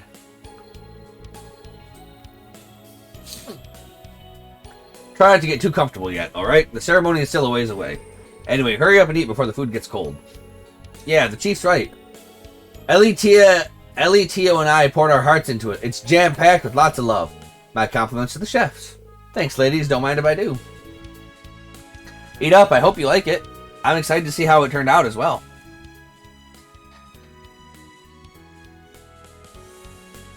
After breakfast tea, of course. Whew, that hit the spot. I knew Ellie was practicing a lot, but you two really upped your cooking games too. Cooking isn't the only thing I've been getting better at. It comes with the territory. Don't forget, there are 2 chiefs at this breakfast table now. That's right, we're moving up in the world, like me joining the senior Sunday school class. You've both grown up a lot these past few years. They're not the only pair that's been doing some growing, am I right, Lloyd? Well, I suppose. Ahem, what was that? Hey, Randy's the one who said it, not me. You took the bait, hook, line, and sinker. You too, I swear. Still, there's no denying that Crossville has changed drastically since the SSS officially went on hiatus 2 years ago. You'll be touching base with the CGF and Michelin today, right, Randy? That should prove helpful. It's more like I'm going down there to lend me Ray a hand, and I'll let you know if I hear anything interesting. Don't forget, I'm leaving for Erebonia tomorrow to take care of some unfinished business at Thor's. Alright, you mentioned already you booked your train tickets and everything. But you'll still be staying here tonight, yeah? How about we throw you a little farewell party? He's not going to be gone for very long. I think you're just... It sounds like you're just using this for an excuse to drink, Chief. Though it would be nice for us to have a full table at dinner again. Noel and Wazzy have been preoccupied with work, and Risha has been rehearsing non-stop. That's right, I'm sure we'll all find a way to get together soon. Anyway, good luck with work, guys. Let's all make it home early so we can have that party. Speaking of which, you and the Chief are going to the police department today, right? Yeah, the 1st Division requested our help. There's plenty of work to do before Crossville can officially declare its independence.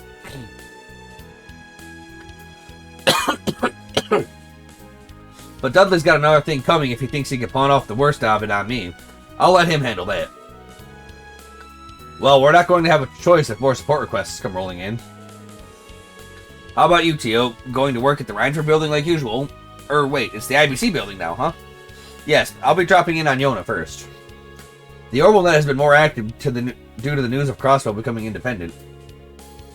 The Reinford company forfeiting ownership of the building and reducing their presence here has also been a hot topic around the office. Indeed.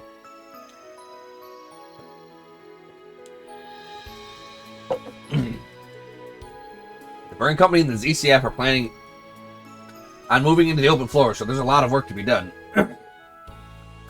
Shoot, it's really going to be an international office again, huh? I imagine it must be chaotic there, but the future is looking bright at the very least.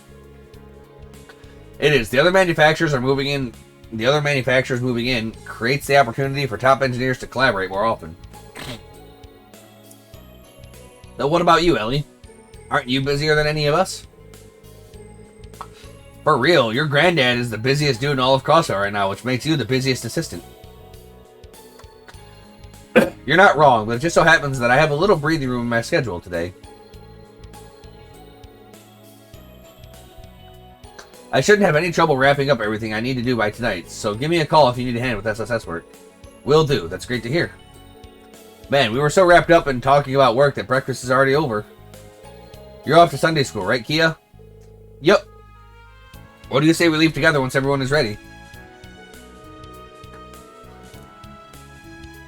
And so the SSS departed for their respective jobs, each looking forward to the dinner they promised to have later that evening.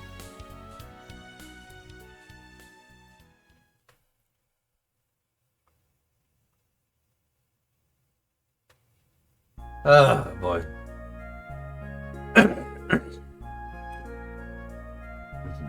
That is all you have on your schedule for today.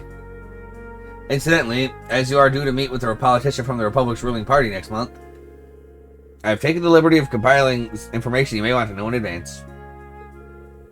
Thank you. I really couldn't ask for a more dependable assistant. I learned so much being at your side that this is the least I can do, Grandfather. Speaking of the Republic, I hear your father's planning to run for the office in the next election. Yes, it sounds as though learning of my decision to get involved in politics had an impact on him, too. As you know, his views are similar to those of the former president. Thus, he is going to be in direct conflict with the ruling party's candidate. The origins of the Republic's current prosperity can be traced to the reparations paid by the Empire. But a significant factor is the new president and his party's willingness to throw capital around with reckless abandon. He strikes me as a little too forceful in implementing many of his policies. Even so, his approval rate is very high. Trying to compete head-on isn't going to be an easy task. Still, I will be rooting for his success. As will I. You need strong opposition in a healthy democracy. I hear he's been in touch with my mother and Milsante lately, too. Though I have no reason to believe they are planning to get back together or anything. That doesn't surprise me. They both have their own separate lives now. Even so, it's good to hear. I'm glad the two of them appear to be moving forward with their lives. So am I. By the way, about that conference on my schedule for this afternoon. I actually received a call to cancel it this morning. Oh, really? Indeed, so why don't you take this opportunity to finish work early for once and take it easy? I'm planning to use the free time that cancellation opened to do some reading. Well, if you're sure, we're having a farewell party for Andy tonight, so this does come at a good time. But I still want to get as much work done as I can before I leave. Very well, thank you.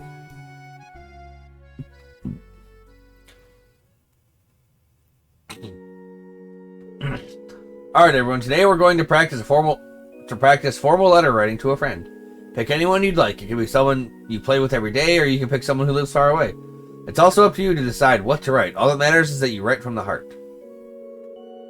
Also, I've brought in a helper today. This is Kia, one of my older students, and she's going to lead the class with me. Don't be afraid to come to her with any questions you might have, okay? Don't be shy, I'm here to help, so ask me anything you want. I can give you pointers on good writing manners and help you think about what to write about. Yes, ma'am. So we get to write to a friend, yeah? I guess I could write a letter to you and Henri.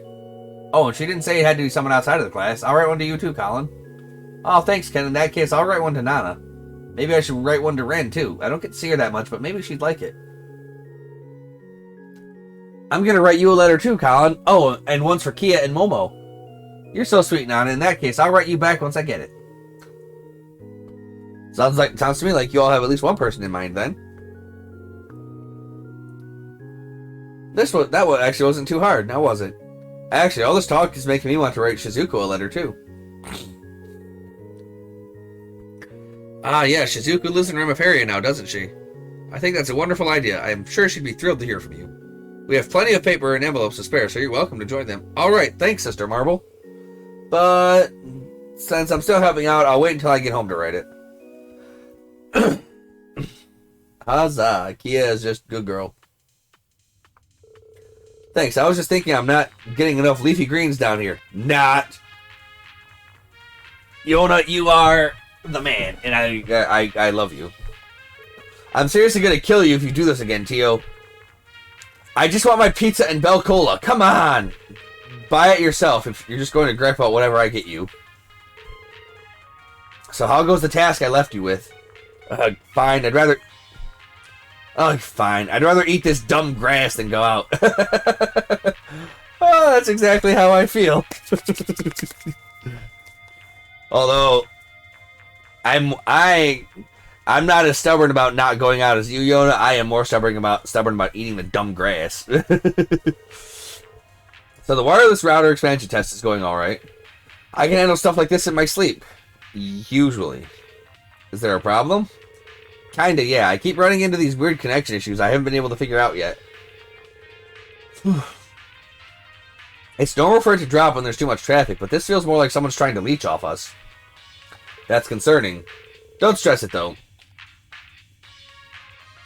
If someone out there's trying to mess with us, I'll catch them at some point. They can't outsmart the smartest guy around. Probably should make that sooner than at some point. Let's make resolving this a priority instead. I can help. I'll also get in touch with the chief and ask if it's okay to use the Foundation's network for this. Okay, if you're up for owning these hackers, so am I. Think you can keep up with me, though? Oh, I'm more than worried you won't be able to keep up with me. Tio's so cute and great. A national treasure.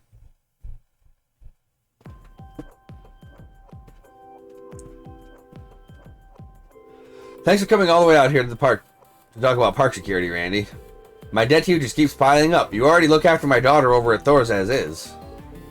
I mean, if you should be thanking anyone for that, it's Reen. He's her homeroom teacher, you know.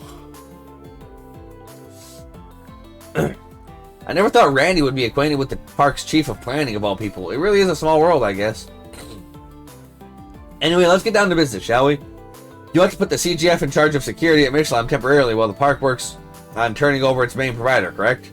Correct. With the Empire pulling out its funding, we have to rework our security apparatus. On that note, here are the blueprints for the park. Say, man. Is it just me, or is that Mecha Mishi over there different somehow? Leave it to you and your eagle eye to notice. Randy, I'd appreciate you not veering off topic. We're just getting started. It's fine. I was planning to fill you two in on our upcoming event one way or another anyway. Since Randy's already brought it up, I might as well go into it now. What you're looking at is indeed Mechamishi, or rather the Mechamishi Mark II to be precise. As part of our upcoming event, he has a new metallic frame. That's probably why he looks different to you. Ah, that makes sense. Pretty snazzy fit he's got. I'm sure he'll be a hit with all the little tykes who visit the park. So we hope. Between you and me, I'm pretty excited about it too. I fail to see the appeal of it myself. I'll take your word for it. That being said, doesn't the metal make the suit heavier? I can't imagine someone lugging that around for hours on a hot day. Funny you should mention that. As luck would have it, he's fully mechanical inside, no performer required. Believe it or not, he was generously sent to us by a fan of the park studying at the Ruhr Institute of Technology. We've recently just started putting him to use around here on a trial basis. He's quite the impressive piece of tech. His capabilities are limited, but he can be remote controlled, which is great. Whoever put this bad boy together must be quite the character. It's a lot of effort for a park mascot. Yeah, you're telling me.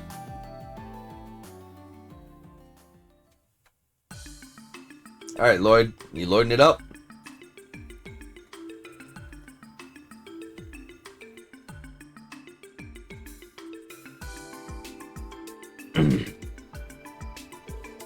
I had to look through your proposed training regimen for new recruits, Bannings.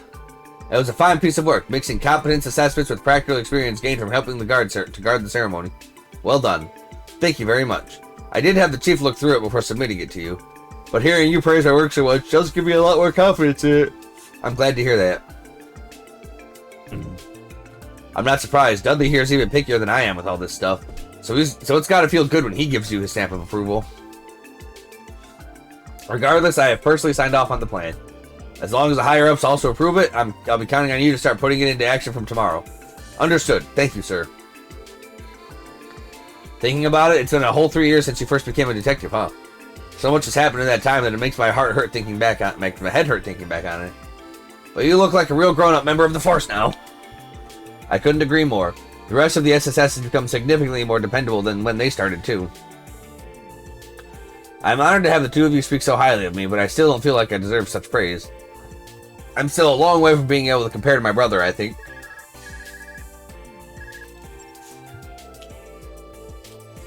Pardon the interruption, but is it alright if I take this? It looks like it's urgent.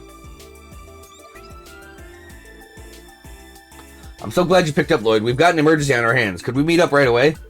Absolutely. I'll head out at once. You can brief me while I'm on the move. I'm really sorry about all of this, Chief, Detective. Don't worry about it. Sounds like whatever you're dealing with is a race against time. You can give us a report later. For now, just get going. We don't have any other urgent tasks to give you today regardless. You needn't worry about us. I'll submit your proposal on your behalf. Thank you very much. I really appreciate it. As busy as ever, those kids. They sure are, though I wasn't counting on that right now. A sudden communications disruption, huh? But you know where the cause of the outage came from? Yes, the origin is a terminal in the Geofront's F sector, which someone or something has physical access to. The disruption isn't over either. It's still ongoing. I see. We'll need to be really careful then. I suppose we should let Kia and Ellie know since they're both nearby. Sorry for the bother you two, but could you give us a hand with something? You see, Kia will explain the situation. Understood. We'll head there right away. Fortunately, a cancellation just freed up my afternoon, so this won't be a bother at all. I just finished with classes for the day too. On my way. Thank you for both being so understanding. But what about Randy? Randy! We need Randy. He's too good. Now that our meeting is over, it's time we get down to our next order of business. Let's see. We should probably go around the park so we can start to get an idea of how we'll need to secure things. Works for me. Sounds like the perfect way for us to get some quality time in on the clock, too. Are you kidding me? Are you treating this like it's some kind of date? Easy. I just said it was a nice chance to have a little one-on-one. Oh, right. You know, I forgot to mention something to you. Great. What now? Truth be told, I'm heading back to Thor's tomorrow. I was hoping you could join me and the rest of the SSS for dinner tonight, if that works for you. What? We're really putting on the Ritz for it, you know, to send me off in style and all that. Night like tonight, the more company the merrier. It'll be a hoot. You in? No, she's upset that you're leaving her again. Mireille? Why didn't you... Huh? Why didn't you say something sooner? How could you not tell me you're going back to Erebonia? He's only going to be gone for a week!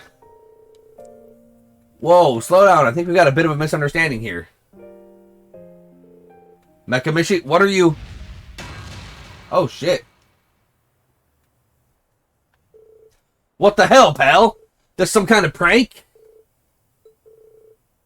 What's going on? Why is he... Ugh, you humans are an eyesore. I don't know what's gotten into him, but it looks like he's gone berserk.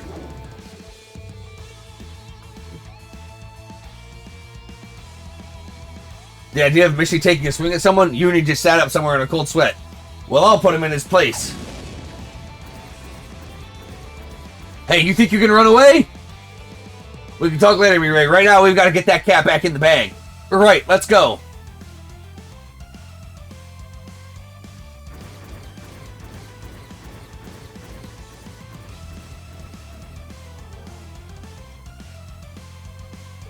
We've got you now, you bucket of bolts.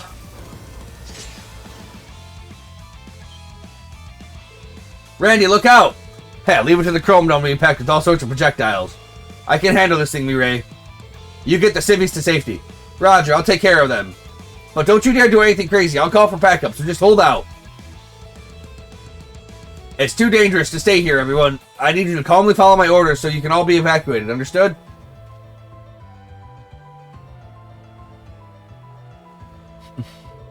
Looks like it's just you and me now, pal. You pack a punch, but I've seen worse. You are but a mere human. Do you think you have what it takes to overcome my mechanical might? That's some serious firepower he's packing under the hood. Yeah, it's gonna be hard to come out of this one unscathed, even if I whip out Berserker.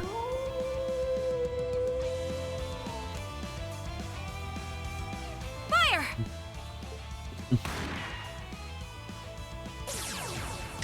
Step away from Randy!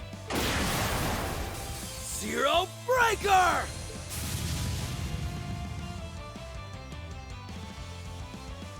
Come on, Randy. Did I just hear you muttering to yourself about taking a few bumps and bruises?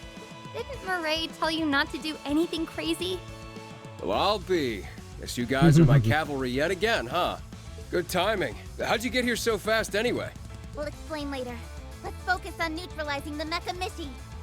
No. You guys up with my orders, too. Not the Sounds good. Mekamishi.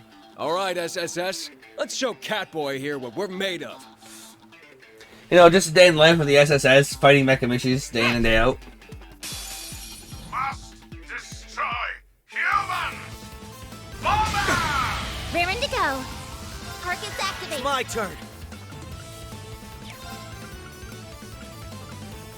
How? The power. Leave it to me.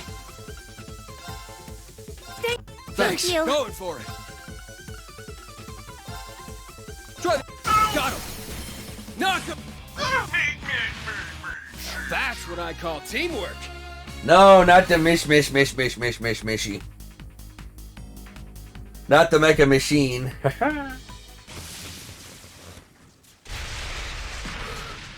These daydreams are fucking gonna be time consuming.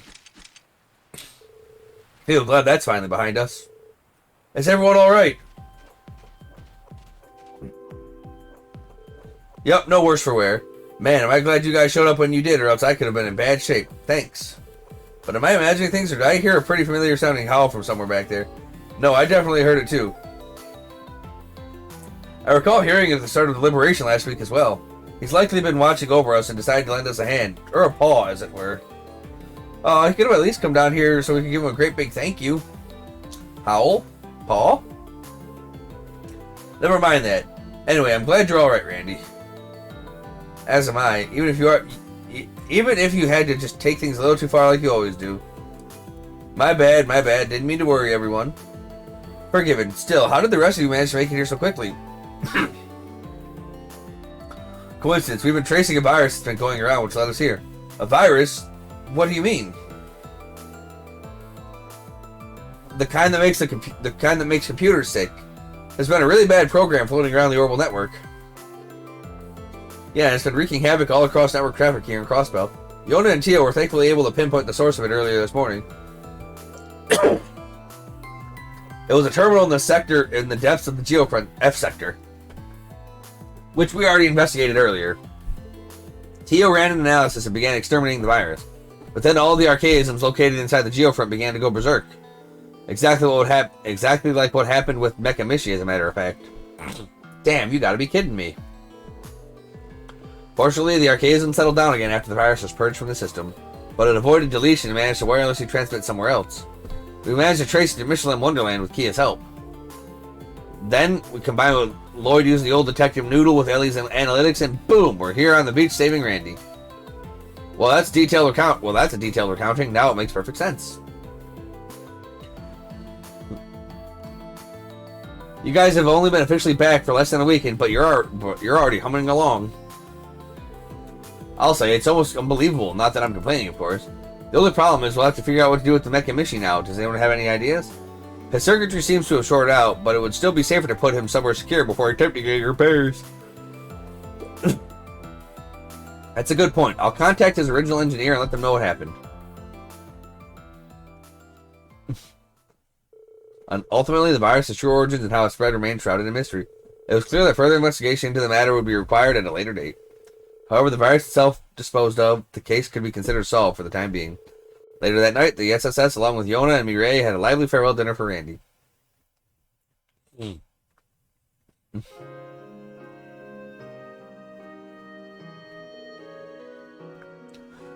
Thanks for inviting me, everyone. I guess a change of pace isn't bad every now and then. We're happy to have you both. Make yourselves at home. Yeah, and there's plenty of grub, so don't be shy about asking for seconds. This is supposed to be Randy's going away party, so we sort of went all out. That means booze for those of you above drinking age, too. Everything in moderation, right? This is targeted discrimination. 3 years later, and I'm still the only underage member of the SSS. Not that I even want to drink. What's wrong, Mireille? Waiting on me to pour you a drink? You jerk! Don't think that you're off the hook just yet. Why didn't you tell me sooner that you were going back to Erebonia? You were just going to walk out of my life for another year like it was nothing? Right, I guess I sort of got cut off back at Michelin before I could explain. Sorry about giving you the wrong idea.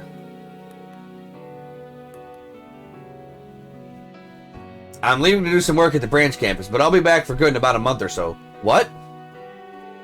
Basically, I'm just going to make sure the person taking my old job can hit the ground running. Mireille? Why didn't you say that in the first place? That's my bad. I swear, why are you like this? You're supposed to be an adult. You have a career, not to mention one that hinges on communication, attention to detail, and... Listen to these normies go. Get a room already, will ya? A room? Haha, you're bright red and you haven't even had a drop to drink. Randy and Mireille sitting in a tree. Come on, Tio Tot.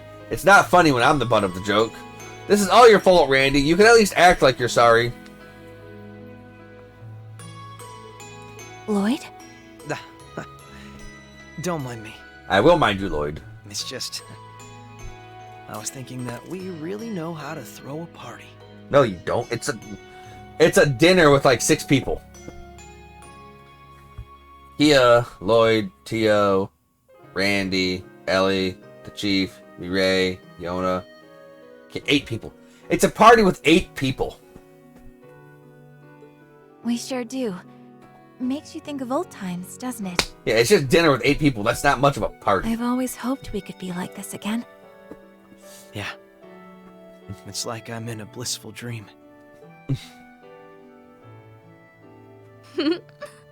Hey, since you're here and all, you up for a game of cards? Way to not so subtly change the subject. But fine. I'll make you cry, Uncle. And then you'll have to do my bidding. Oh. Sounds to me like we need to come up with a special penalty for the loser. Ooh, sounds fun. I want in! I already know I'm gonna be dragged into a game, so just give me my hand. I'm in if we're betting Mira. Yeah, How about we stay away from gambling? Yeah, Chief Sergey. No gambles. Hey, all done. Now I just seal it and... I'm getting really sleepy. Today was so much fun.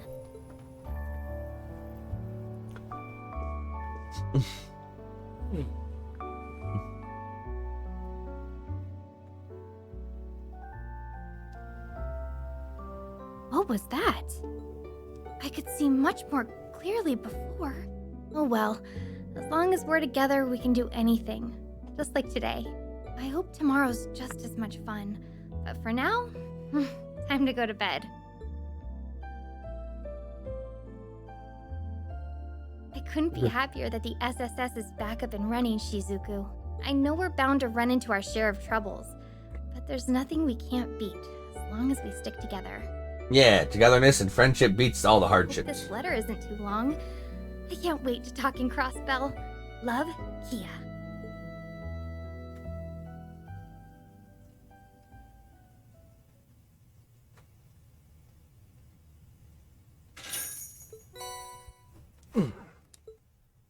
Oh boy.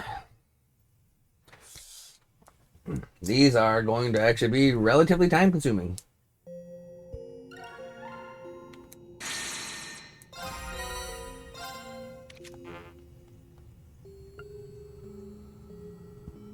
Oh, excuse me. What? You can't be serious that there's more people to play Pom Pom Party against, right?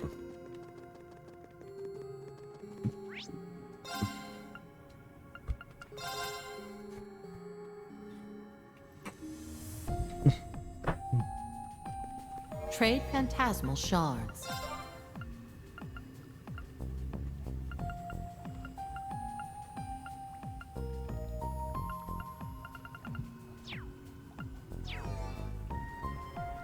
Like, there's literally nobody left to play against.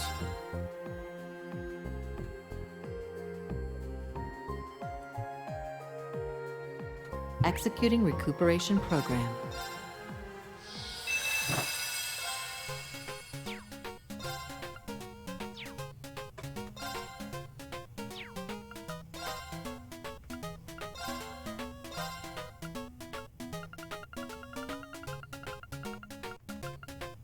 I guess I could play against Swin. Could be a good distraction.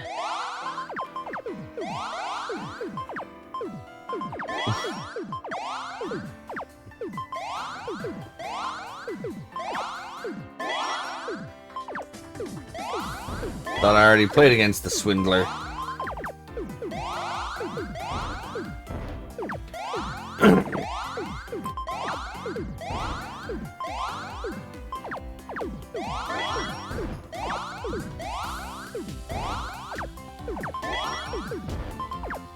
Oh, not what I meant to do.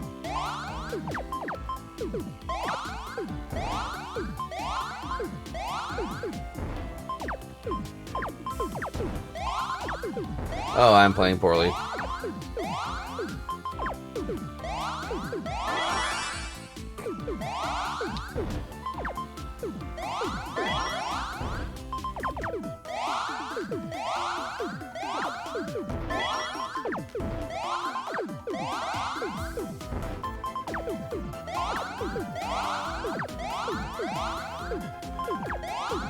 And now I'm playing Godly.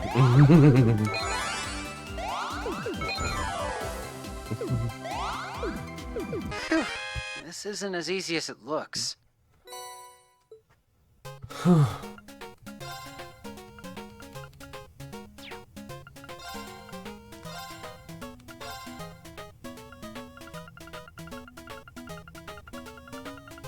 Hmm.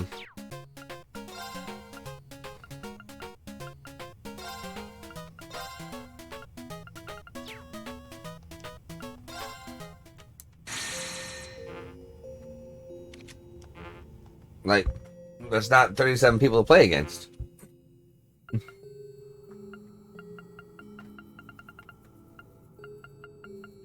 Then what do I do? Connecting to Reverie Garden database. There's nowhere to play against, right? Unless I had to beat Swin to unlock the next batch.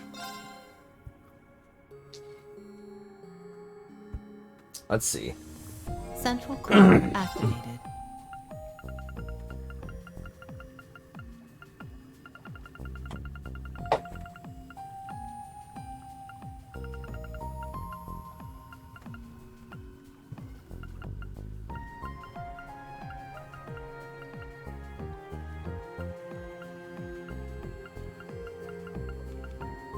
I don't know.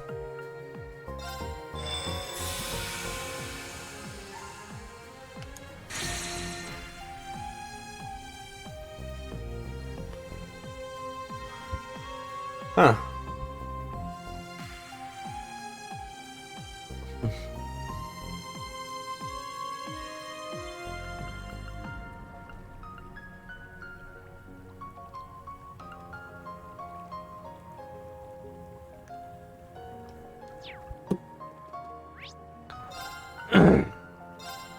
All right.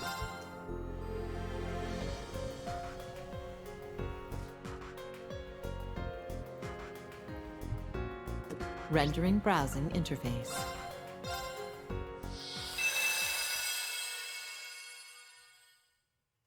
Yeah, these daydreams are kind of lengthy. I wish more of it was voiced.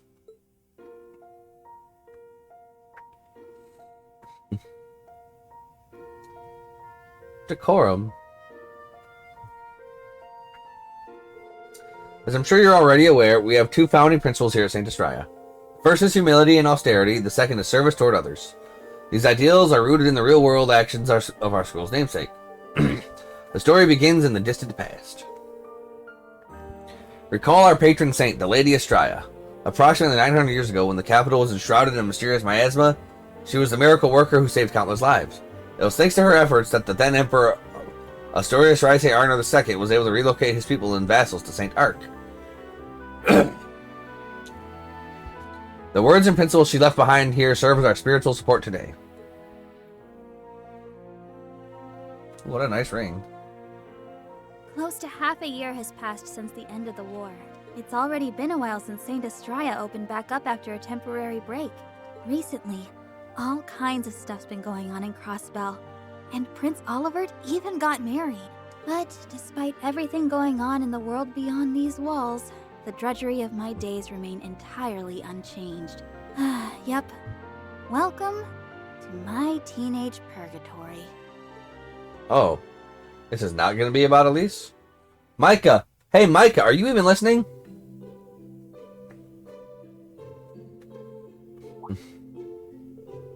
Huh? Was that now? Sheesh, I knew you were off in La La Land. Anyway, your big brother goes to the famous Thor's Military Academy, right? I read in the Imperial Times all about the amazing students who helped end the war and everything. Do you think you could introduce me to your brother? To Wayne? Yeah, you don't want that. He's a ball of misery, annoying, and never stops to catch his breath. We're talking all brawn and no brain. Dang, you're mega harsh on him. What a shame. You're such a lucky individual, and yet your poor brother? How pitiable. Bro's got his friend Stark. He's a real lady killer, but I haven't seen him lately. And gone are the days of the full-page magazine spreads of Prince Cedric and Lord Rufus. Oh, I need more hotties in my life. You really are something else, you know that? You've been super out of it as of late, so I thought you might have something to do with the recent coma incidents. I'm an idiot for worrying about you. You mean the rumors that have been the talk of the school? The very same. A grand mystery unfolding at our very own St. Estrella. Isn't it kind of weirdly exciting? Healthy, energetic young girls suddenly falling into comas without rhyme or reason. After being out for half a day, they suddenly wake up only for their memory of the incident to be a total blank. There have already been 6 victims. Anyone could be next. Hey Micah, what do you think? Is there foul play at work? I mean, it's probably just one big coincidence, right? People around here have got all kinds of pent-up exhaustion and stuff. You can be such a downer sometimes, you know that? We've had victims in our own class, and yet you couldn't care less. I personally think that this is the result of someone casting a curse. Fortune telling was popular at school last year, but you never know about curses. Ah, that's totes possible. And then, when you consider the 7 mysteries of St. Destraya...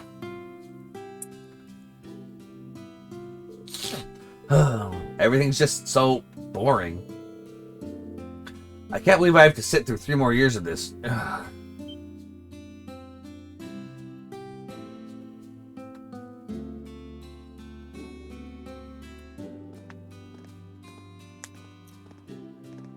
Miss Elise. Muse Yuna. Who's that?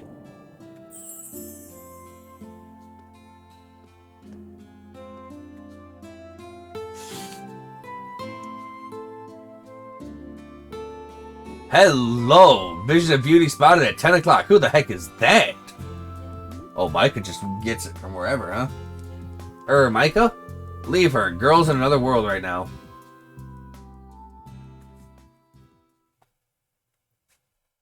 St. Estraya's Violet in Bloom. Aww.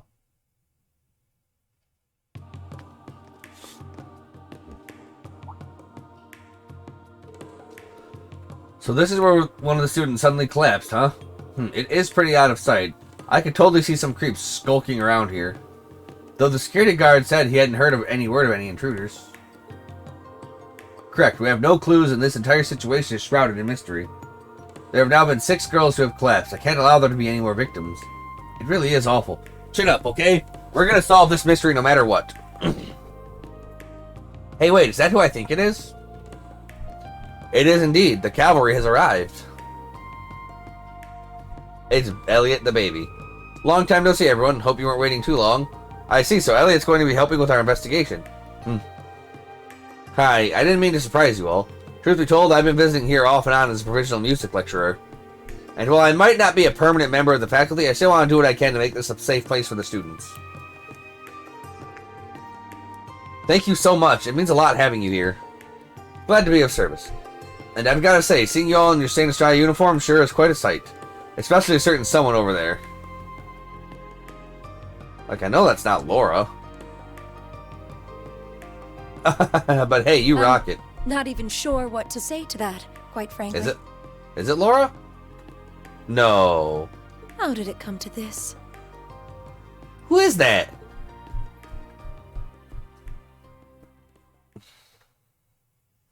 Fiona? No. It all started a few days ago. There's no other way to put it, really. Students have been falling into a deep sleep without warning at the academy. Oh my god, it's Kurt. They feminine Kurt up. Oh my god, it's Kurt.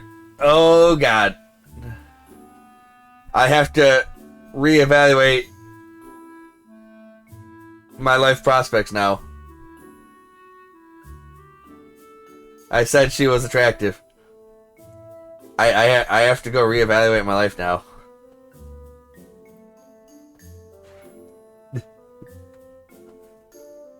There must be some root cause behind this phenomenon.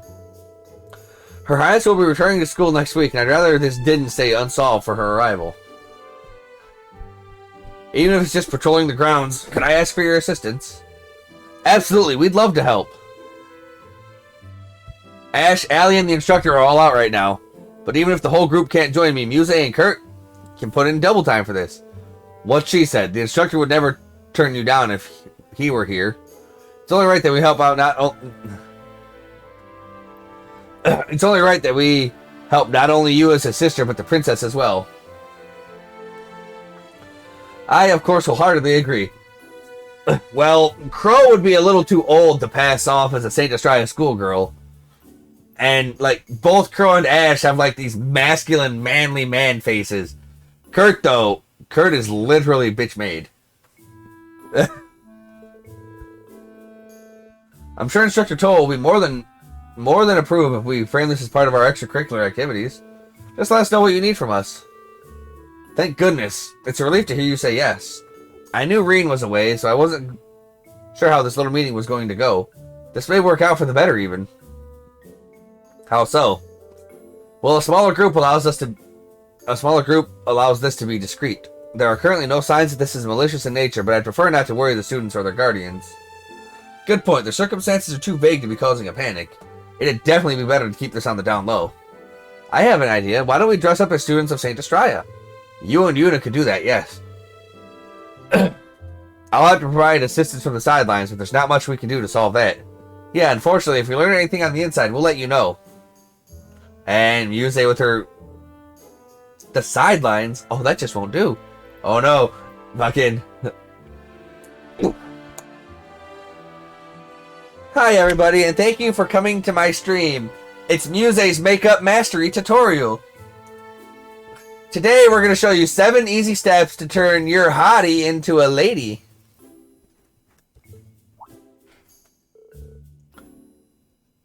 It'll have to do, Muse. What makes you so certain of that? These are some very strange circumstances. There's no telling what danger we'll run into while on site. If it does turn out to be something malicious, the student body as a whole could very well be in grave danger. Could you do anything from the sidelines then? No, you must come with us. She got you. Sorry, I don't think I'm following you. Kurt, you poor sod, you. Muse? Oh, everybody knows the danger Kurt... Like, there is no one in more danger right now than Kurt. Don't tell me. Just leave everything to me. 7 easy steps to turn your man into the best girl he can be.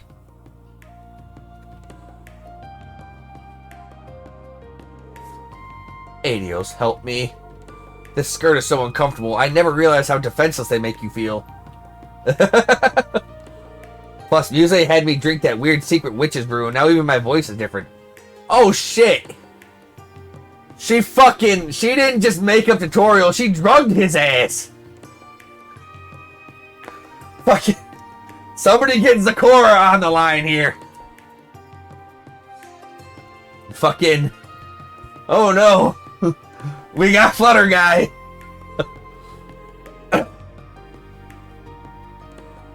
I just have to remind myself that this is for the royal family. This is so they can rest easy. Curtina, are you... Curtina? You could have at least called her Kate. But no, fucking Curtina. What the fuck, Curtina?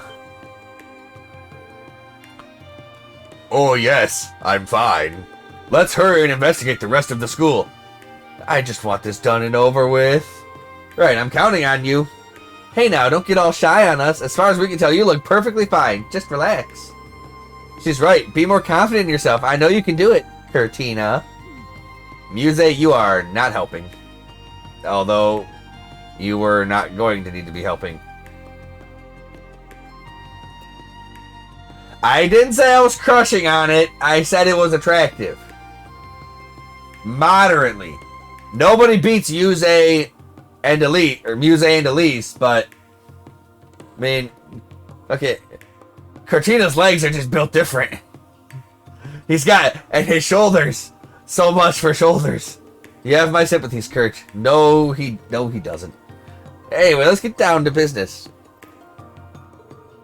I think there are 2 possibilities here. Either some kind of sleeping gas leaking somewhere, or someone is using a drug to commit a criminal act.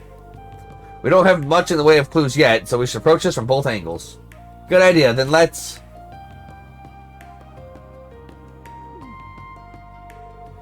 Oh, aren't you from the middle school section? Oopsie, caught red-handed. Sorry, President Elise. I haven't seen them around before, so I couldn't help but be a little nosy. Oh, wowzers, you're investigating the coma incidents? Thank you so much for coming all the way here to help. You're all my heroes. This is a serious matter, you know. If possible, we'd really appreciate it if you kept this all on the down low. We wouldn't want rumors traveling through the school. Oh, come on, I'd never say anything. My lips are sealed.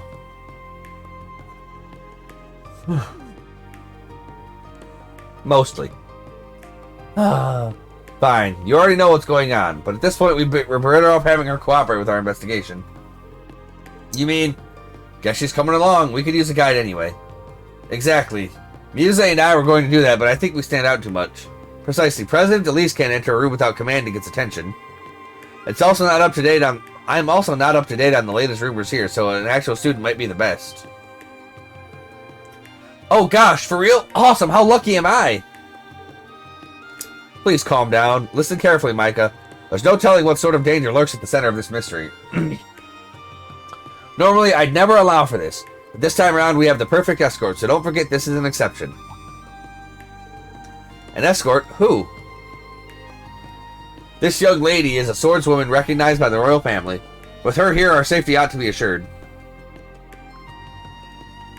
I'm so sexy. Ah. Don't give him the sparkles!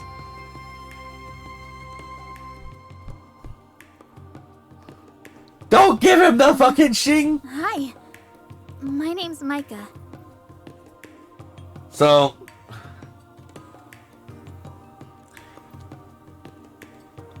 Here's the thing.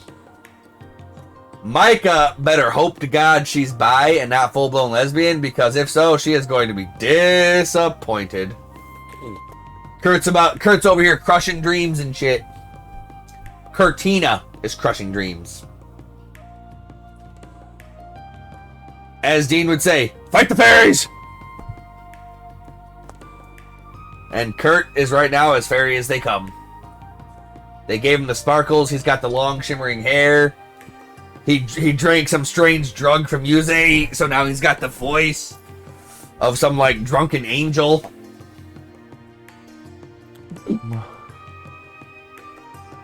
Oh, I'm Kurtina. I have the voice of an angel. It's a shame that angel's name was Castiel. I sing like Castiel. May I ask yours? My name is Kurtina. Oh, God. And so, the Kurtina rises on Micah's love. I know full well how tormented by fear and uncertainty you all must be. Oh, yes, fear and uncertainty. So, what's your type? But I vow to solve this mystery alongside my companions. God, hearing that voice and knowing it's Kurt's way of speaking is just... It's just totally fucking jarring. It is but for a short time, but I look forward to working with you, Micah. Kurtina should be a person of few words, because, not gonna lie, if I was Kurt right now, I would try and talk as seldomly as possible, because hearing this come out of my mouth, when I'm used to hearing this, would make me want to kill myself. Oh, Adios above. She's lovely. Oh, she's not that lovely. She is a he. Did I say something odd? Also, he thinks in his normal voice, but he speaks in that girl voice. So, like, the complete and utter disconnect there is fucking crazy. Oh boy. Kurt's in for it now. Now, this is the drama I live for. God damn it, Muse, you fucking planned this, you fucking bitch. You planned this from the start. Give it a rest, Muse. Like, we already know Muse has, like, super godlike calculating intellect, and she can see, like, 30,000 moves ahead. She knew this was happening. She knew what she was doing. Ahem. Micah, make sure to be on your best behavior. Like, I also just absolutely love how they decided to bring in Kurt to play the part of a woman instead of going to ask Altina to do this, who would probably be more powerful and more useful than Kurt in this situation. Oh, and that ring of yours. It's not against the rules to wear jewelry, but do take care of something that valuable.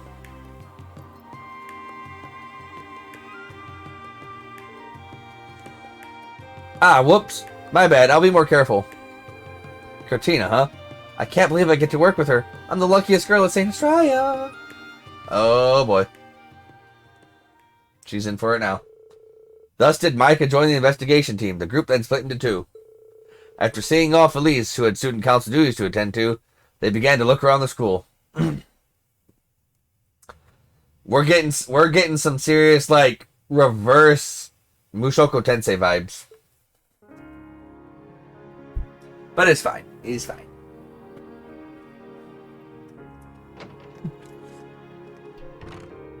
And we're here. This is the roof.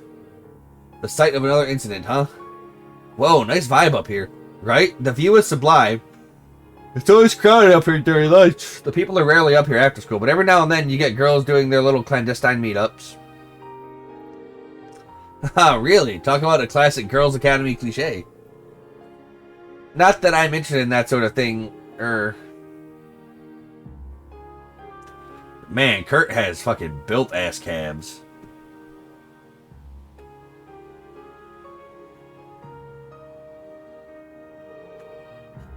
Goddess, she's beautiful. I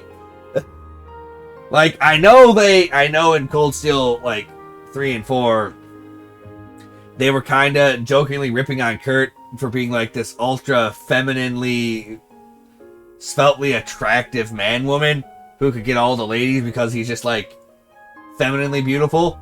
But I'm kinda so happy that the trope didn't die and they're fucking bringing it to light here. God, I hate to admit it, but he really does pull off the uniform well. Adios. Help. Me.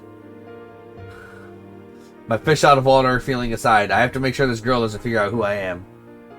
Oh, that's fine.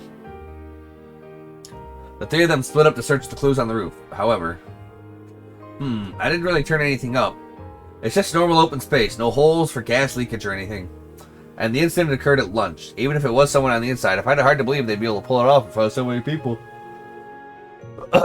Actually, I was present when it happened. One of the upperclassmen was talking, and then all of a sudden, she just collapsed. I called for a teacher and everything. It took half a day to wake her up. In the end, they said it was anemia. Huh? Huh? Well, that's not entirely implausible, but... Anyway, ladies, I'd say it's about time we hit the next spot. Oh, boy.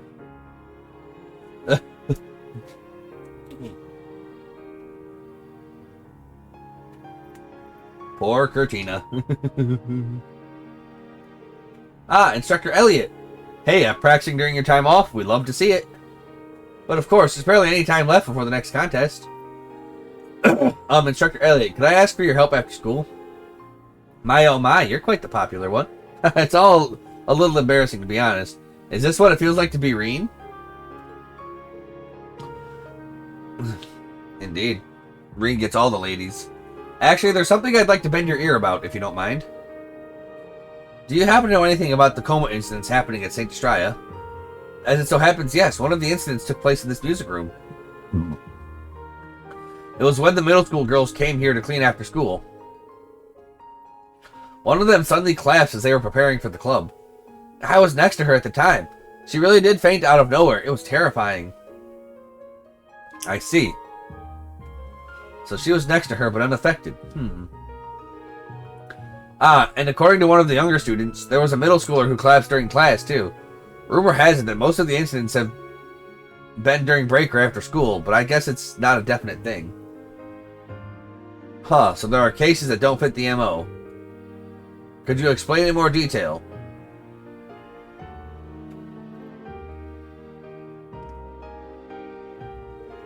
Well, we've done the rounds, but we still don't have any real clues. By the way, where are we? The first floor of the middle school. People barely come here because all it really has are the prep room and the storehouse. I see. No incidents have happened here, right? Either way, we should still check it out.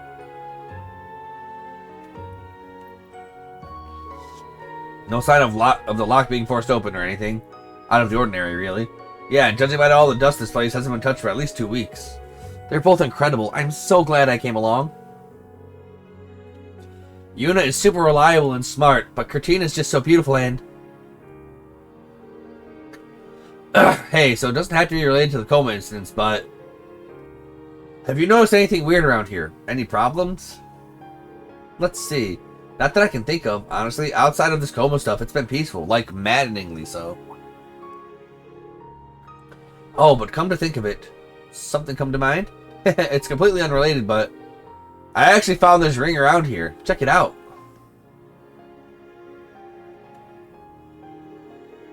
Oh, wow. So, why do I feel like that ring's like a cursed ring that she should not have removed from where she found it? Looks like it had cost a pretty mirror, that's for sure. I'm always getting lucky with stuff like this. For I am Micah, the goddess of fortune. The goddess of fortune. Right. She is certainly an interesting girl. And I certainly know someone on the opposite end of the luck spectrum. I went around with someone from the student council to check if anyone dropped any rings, but nobody laid claim to it, so I ended up just getting to keep it for myself. Been carrying it with me ever since. Heh, though I know better than to flaunt it all over the place. Oh, so it's your not so dirty little secret, eh? She's cunning as heck. I can't fault her for it. Ah, the class bell. Oh, time flies. Since we have done the rounds, let's regroup with Muse and the others to exchange info. Huh? You're already leaving? In that case, I'll talk to the teachers and get them to let me help you during class. Micah, you really don't have to. It's no big deal, Lady Kurtina. Anything for you. Alright, Kurt, time for plan B. I feel bad, but this is best for everyone.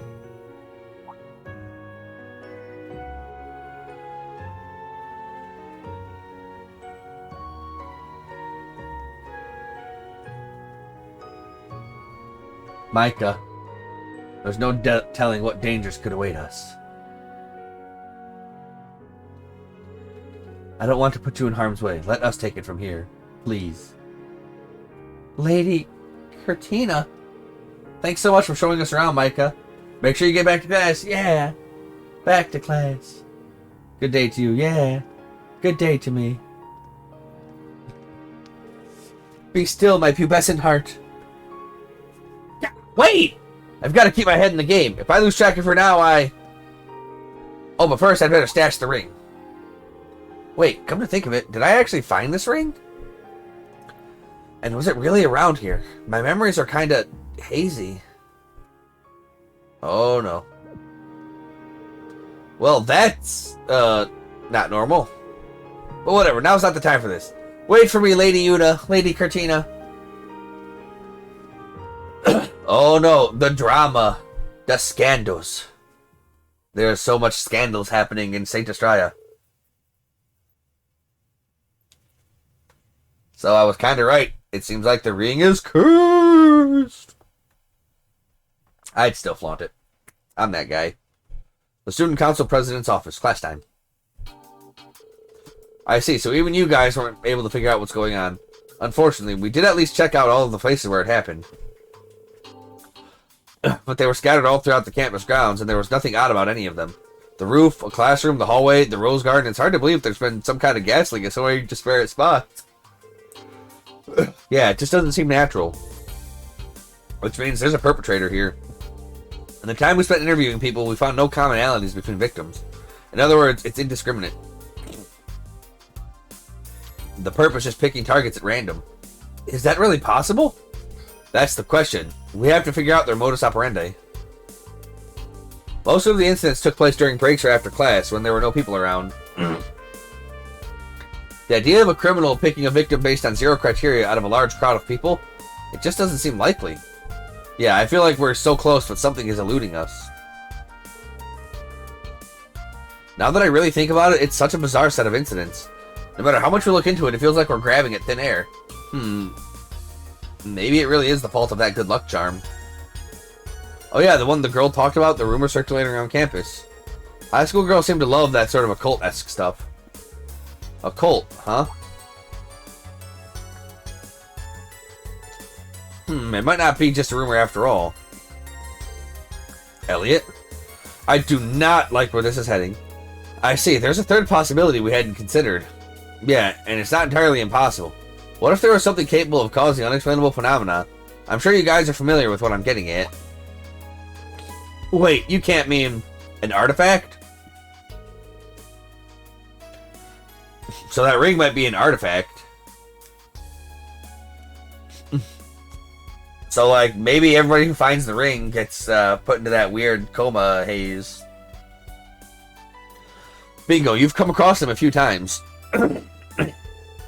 So-called gifts of the goddess and capable of being analyzed with modern technology.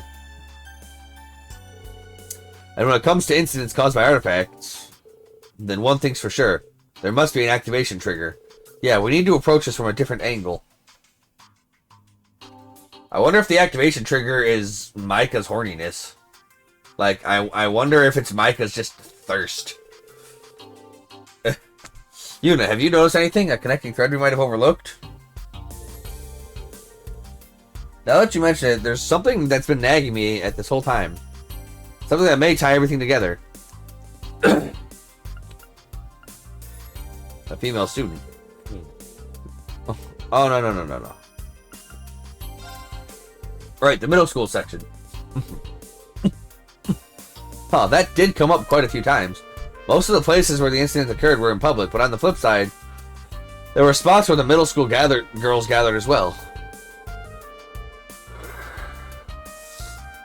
And the biggest hint of them all is the incident that took place in that middle school classroom. That was the only instance of someone losing consciousness in the classroom, right? Yeah, I heard that it was actually Micah's class. We should talk to her again and get... Wait, we sent her back to class, didn't we? Darn, guess we'll have to talk to her during the next break between classes. Thank goodness, I figured you'd all be here. Elise, what's wrong? I'm hoping this is nothing serious, but... You know that one girl, Micah? One of the teachers reported that she hasn't come back to class. Seriously? That's odd. We parted ways with her at the middle school section hallway. But now that you mention it, I rather doubt she actually went back to class. This is concerning. Agreed, let's go look for her, just in case. Cortina to the rescue. Last time we saw her was around here. What in the world is that I'm sensing? It's coming from down those stairs. That should be a storage area, though.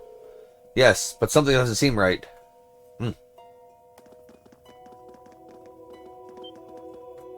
Oh, the higher elements are in play here? What the heck? Spooky magic circle. Do not go touch the spooky magic circle. A magic circle? No, a teleportation circle connecting to somewhere else. Micah could have well wandered into it, as much as I hate to entertain the possibility. Either way, we have to go and see. It might be connected to the coma incidents. Agreed, it's highly likely there are dangers ahead, and we're the only ones qualified to investigate. But just to be safe, let's go through with the group before and leave someone behind to keep watch.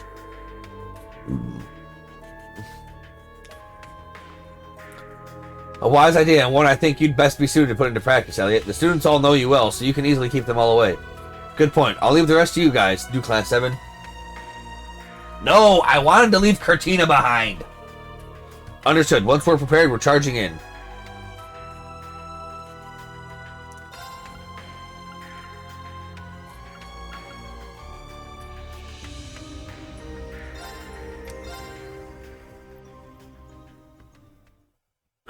I hate to leave Elise behind. Elliot will be a better healer. Where are we? Oh. Looks like some kind of church. Wait, no, I know this place. Yeah, we're inside a structure that played host to the events immediately preceding the Great Twilight. It can't be. We're in the How the fuck did we get teleported into the Grawl of Erebos? It has to be. But why are we inside it again now? This is just speculation on my part, but the Grawl of Erebos was originally a primal ground that existed beneath Heimdall Cathedral. If we suppose that it has been moved to the Carroll Imperial Villa, part of it was left behind. I see. St. Estrella is situated close to the cathedral, now that you mention it. So this has been under the school for 900 years now? Unreal. There must be some specific reason why a portal leading here showed up in the actual school building now, all of a sudden.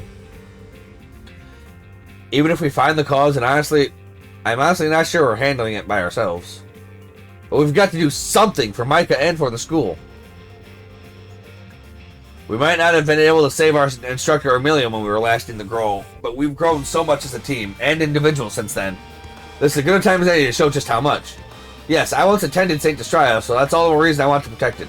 Let's put an end to whatever turning these girls' halcyon school days into a walking nightmare. I'll support you however I can.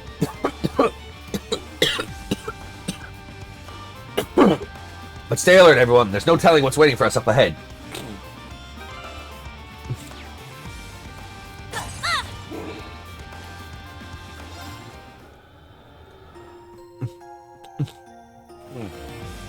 Oh, look at them all. Monsters, just like the ones in the Grawl of Erebos. So they really are connected. All the more reason to hurry. Oh, that I ain't fighting none of these guys. You out of your mind? Huh? What am I doing here? If I remember correctly, I felt a weird presence and... Then after that, I... Oh, right. Why did I forget? Ah, so... She wandered into the magic circle, and she fucking took the ring. And this, guys, is how fucking Lord of the Ring... This is how you get a Lord of the Rings. Do not take the creepy ring from the other side of a magic portal leading into a hell dimension. God, I don't know how many times it needs to be said. Has the investigation been going okay? Man, I want to smash Cortina so bad. No. It's not like I'm crushing on her or anything. Yo, you are fucking way beyond crush. She's just strong and cool and reliable and... But, wait. Am I? Huh. I guess I never knew I liked girls. And who cares if I like girls? I mean, these feelings are real. Oh, it is a fucking... It is a Mushoku Tensei.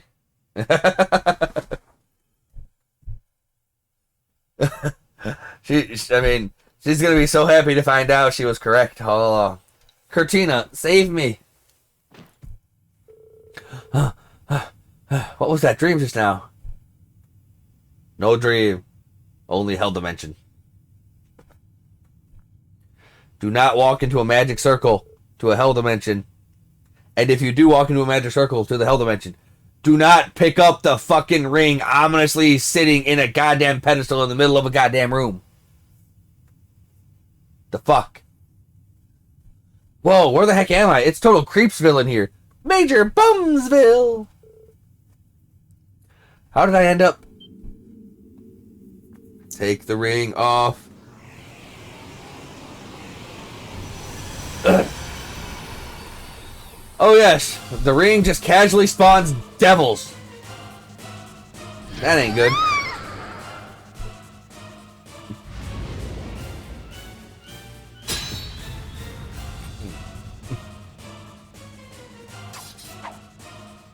Cortina?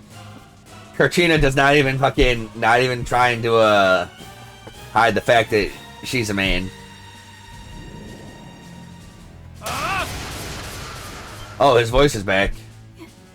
Your voice. It's so rugged and manly. I'm sorry for deceiving you about who I really am, Micah. I look like this, but now I sound like this, and it's not any better. But fear not. I'm here to save you.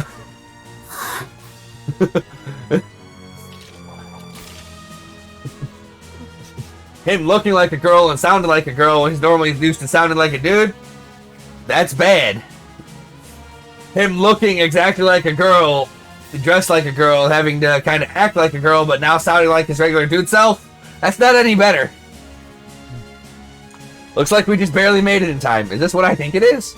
There's no mistaking it. That's a devil. I'm betting that Micah's ring is actually an artifact that steals away vitality. And that being that used her to gather the power stats before us at last. Ugh, it'd be one thing if the Great Twilight was still happening, but now? Leave the conjecture for later. We cannot let this thing run loose. Right, it's not at full strength yet, so let's dispatch it while we can. Roger that. I don't care what the heck you are. We're taking you down. Watch out. This is a tough one. You know, just Effectively, 4 children fighting away a literal devil in a hell dimension. You know, standard spring for any schoolgirl. Here to play. Arcus, it's my turn. Yeah. Bring it. Powering up. Good work, everyone. Like, if this was Persona, that'd be one thing.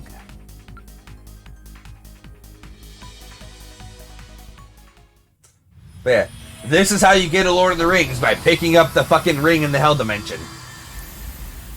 I don't know how many times I need to say it, but do not pick up a ring in the Hell Dimension. Oh. Looks like we did it. And now her Hell Dimension ring is from blood red to sky blue. That should put an end to our slumbering affair. We should hurry back and tell Elise the good news. Oh crap, let's hightail it out of here. Quick, guys! This is probably because the devil ruling over this space is gone. Can you stand? Let me get you out of this dreary place, back to where you belong. Kurt, like, I know you're not trying to sound like flirtatious, but stop. You stop that. You're at the end of your high school days and she's in middle school. You stop that. Bad, Kurt. Bad. Afterwards. Aw, he cut his hair, but he looked so good with the long, flowing, voluminous locks. It was like a silver ocean. So this ring belonged to the founding pillar of the Academy. Like the Saint Estrella from all those years ago? Most likely. 900 years ago, Saint Estrella saved countless lives when the calamity befell the imperial capital. It was she who inspired the founding values of this academy. And it said that she possessed a mysterious ring. Oh, so a saint possessed the ring from the Hell Dimension. Good job. Known as the Ring of Salvation, it allegedly held the power to heal all wounds, all with the mere brush of a hand. I contacted Vita, and she confirmed that it actually existed back then. I suspect it was hidden away in the primal ground and ended up resting beneath the academy. When the Twilight opened, it partially recovered its abilities, and the rest is history. That is quite the story. The real question is, why is a ring meant to heal people summoning goddamn devils? Micah occasionally put the ring on so all the dots connect if those were the only times it activated. That lines up with the initial intel I got from Gaius. Evidently, there are past examples of demons trying to use artifacts. The fact that Micah's memories were tampered with lends credence to that, he said. I see. I spoke with the rest of the student council members, and nobody knew a thing about the ring. Then all this was the work of that demon. Seems likely that the demon tried to manifest during the Twilight, and since it was still incomplete, it used her to try and finish the job. Either that, or it was something that managed to remain after the Twilight ended. There's no way to know. I'm just glad we were able to take care of it. I'm sure Saint Estrella is pleased as punch, or rest your soul. I bet you're right about that. I'll take responsibility for getting this ring to Gaius. We've got to make sure nobody ever uses it for evil again. Your efforts are very much appreciated. Everyone, I'm so grateful for all you've done for this academy. By the way, I wanted to let you know that while Micah suffered some minor scrapes, she's otherwise perfectly fine. I'm sure we owe that much to you, Kurt. It was nothing. I simply did what I had to do. It's honestly extraordinary that she only got away with some scratches, considering that she got wrapped up in. She's a lucky girl. I suspect that Micah has always possessed strong spiritual power. That might be why demons set her eyes on her. I see. She's been through a lot, the poor thing, but I'm certain she'll be okay. She has her knight in shining armor, after all. That she does. Get a load of our little heartbreaker over here. Given the situation, I can't really blame him. Oh, I just knew it was the right move to have him work in disguise. See? I fucking knew it. I fucking knew Muse I set this shit up. What's everyone going on about? They're going on about you, Cortina. Hello, Micah, you with us or what? No, she's thinking about Cortina. What? What's going on with you? You've been really out of it recently.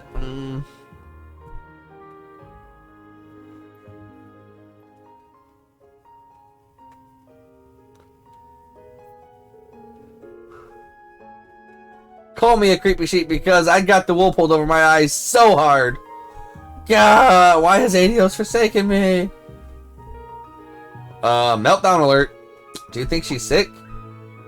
Wait, now that I think about it. I see, so you're Wayne's little sister. Talk about a coincidence. Either way, you should be proud of yourself. You did well. Whether it was Kurt or Katrina, I met a total hottie.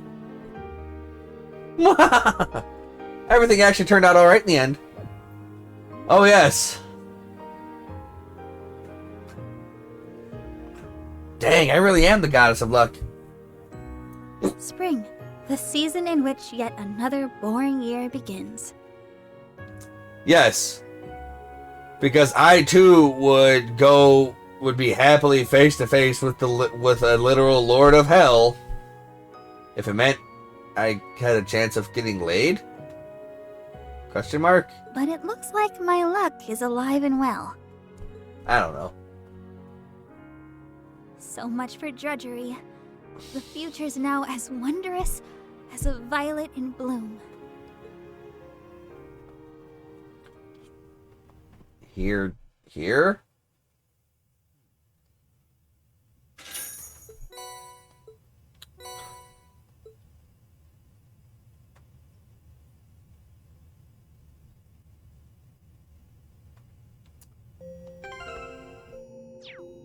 Oh, wait just a minute. Wait just a goddamn minute here.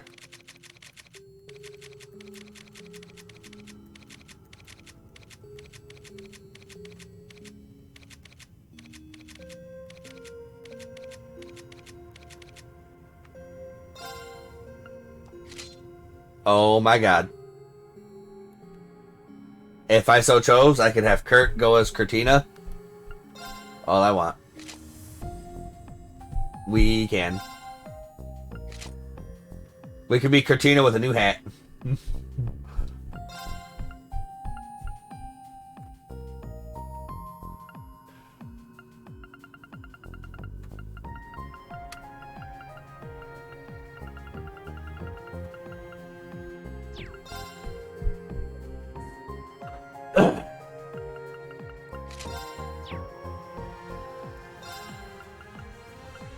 Oh boy.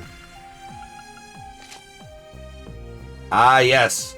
We could be everybody's favorite student of Saint Estrella, Gilead Osborne.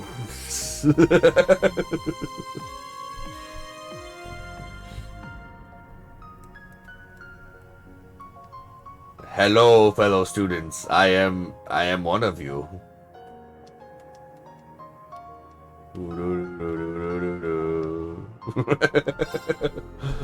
I have way too much fun with the giant Osborne bobblehead. Aww. You can't change his hair color as Kurtina, though.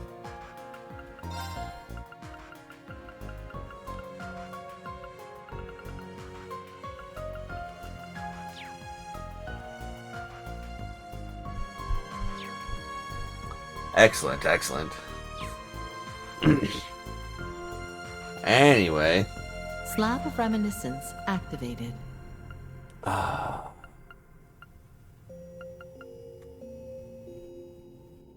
Y'all want to go see what the fuck Cedric's doing?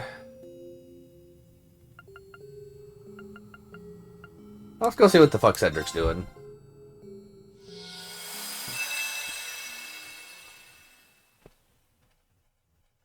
I perfectly understood the choice I made.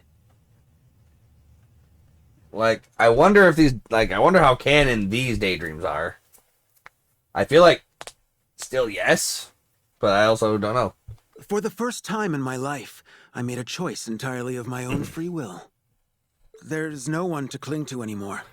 No one to protect me. Yes. For the first time in your life, you did make a choice entirely of your own free will. Unfortunately, you made the wrong one. Such is the path I choose to walk. Prince Cedric, the dumbass of dumbasses. Somewhere along the Severian continent. I mean, this works out for Oliver. That means he gets to be the next emperor. I hope. Crimson Ark of Ouroboros, the Glorious.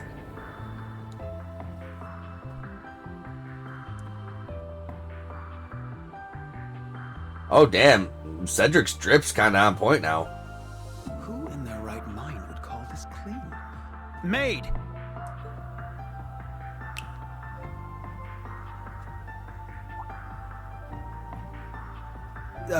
That's right.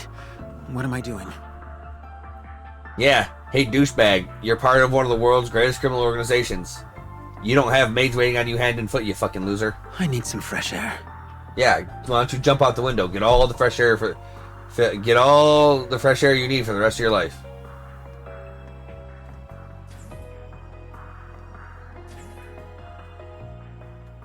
I am already regretting my decision.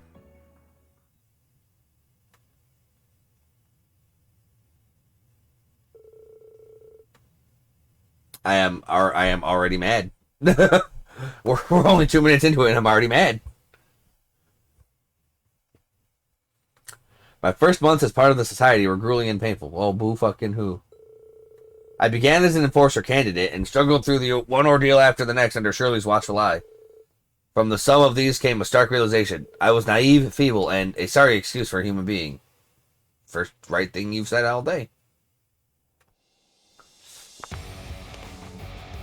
Shirley, the sanguine ogre.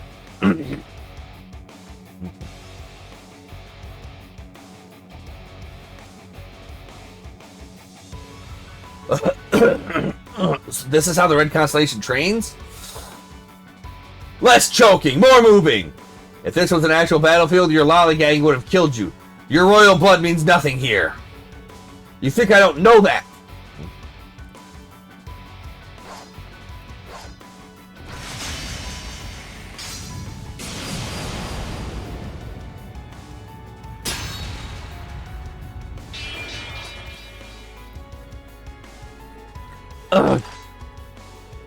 I knew he'd be weaker without the Imperial Fortress's power, but this is pathetic. You trying to bore me instead of beat me to death, kiddo? Another round, please. I think that's enough for one day.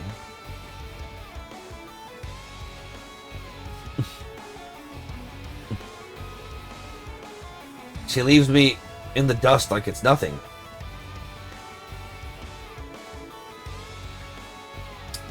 They sure are going easy on him just because he used to be a prince, huh? In Ouroboros, only the strong succeed. There's no place for the pampered. So then, how do you explain your position here, Gilbert? I fucking hate you too. Even I struggled to find my feet at first. Well, if he fails to become an enforcer, I could always use another lackey. Yeah. Damn it! Damn it all! I agree, Cedric. That is enough motivation to do better. Not being Gilbert's fucking crony. Because nobody, there is nobody shitty enough in the world who deserves to work under Gilberto. That is a fate worse than being locked in your own memories but unable to move. I thought I could do better than that. Did I even learn anything at Thor's? Learn how to be a bitch. Learn that you're fucking a douche. Learn that you fucking suck. No, what am I thinking? I knew this wouldn't be easy. I didn't choose this expecting to be anything. I didn't choose this expecting anything to be handed to me. He does suck. He sucks so much. So why do I feel so...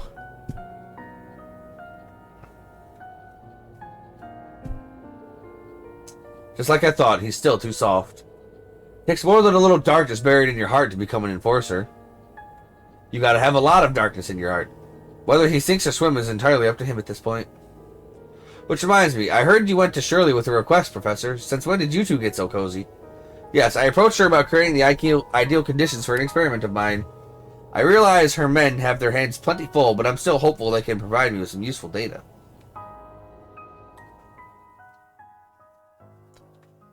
We'll see. We'll see. Days later, Shirley led me to the ancient battlefield in Crossbell for reasons I wasn't made privy to. What awaited me was a training exercise harsher than anything they had given me before.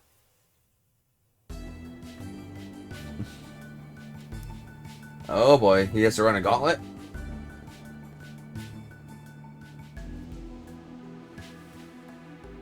Or are they wanting him to try and sneak in past all the other red constellation?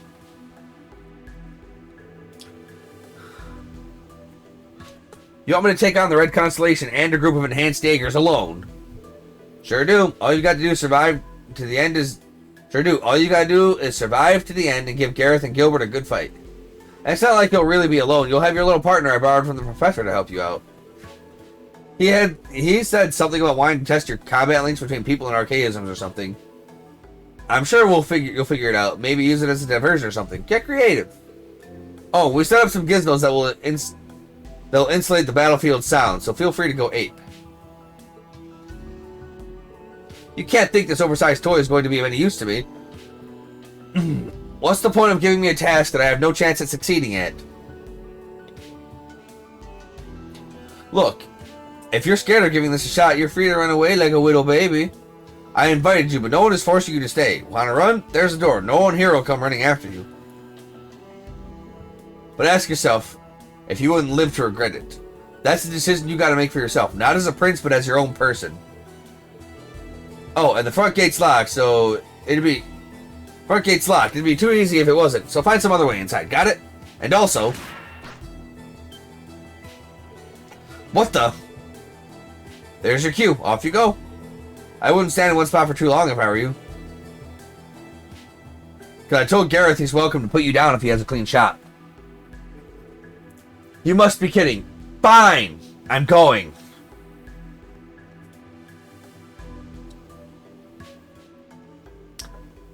So this is bad. Because if Professor Novartis succeeds at simulating combat links between humans and archaisms, then that's just one step closer to simulating combat links with humans and ions. Which means that the society is going to have a lot more capable fucking combat prowess in the future. Because those combat links, allowing you to be in sync with one another, is crazy. Our orders were not to hold back. Let's get him! Damn it, well neither will I! Melting Slicer.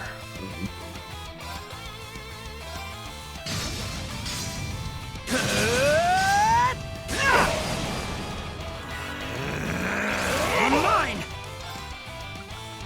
Arts Chancellor.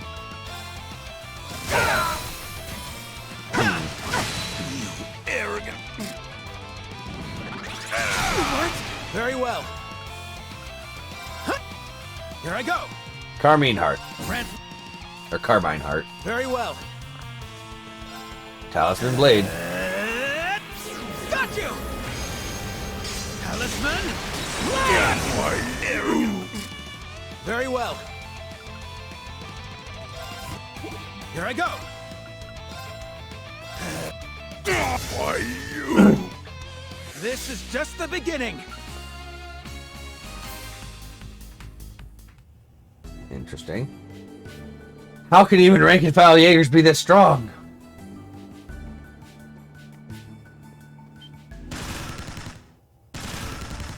Ugh.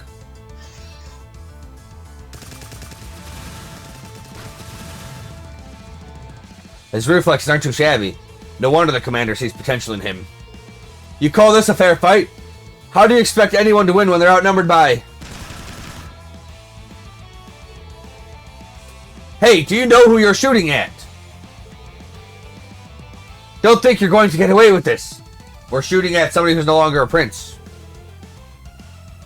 I don't know, who are we shooting at? And what are you going to do about it? Urgh. All I see is a target to hunt down, so that's what we're going to do. Keep your head on a swivel if you don't want to lose it.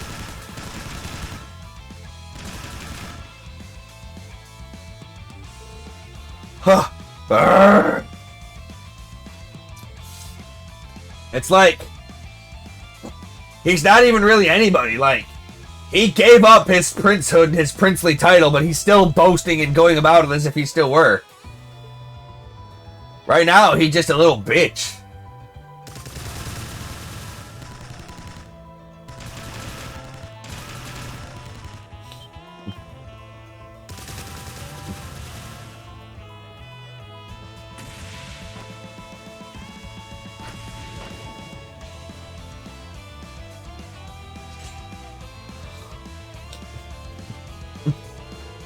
This isn't like any training I've been subjected to in my whole life.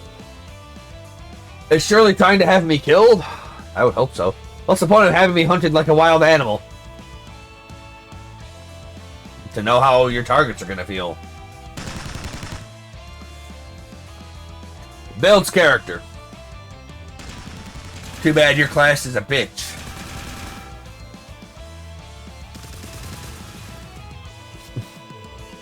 This is absurd. I'm Cedric Rice Arnar, so...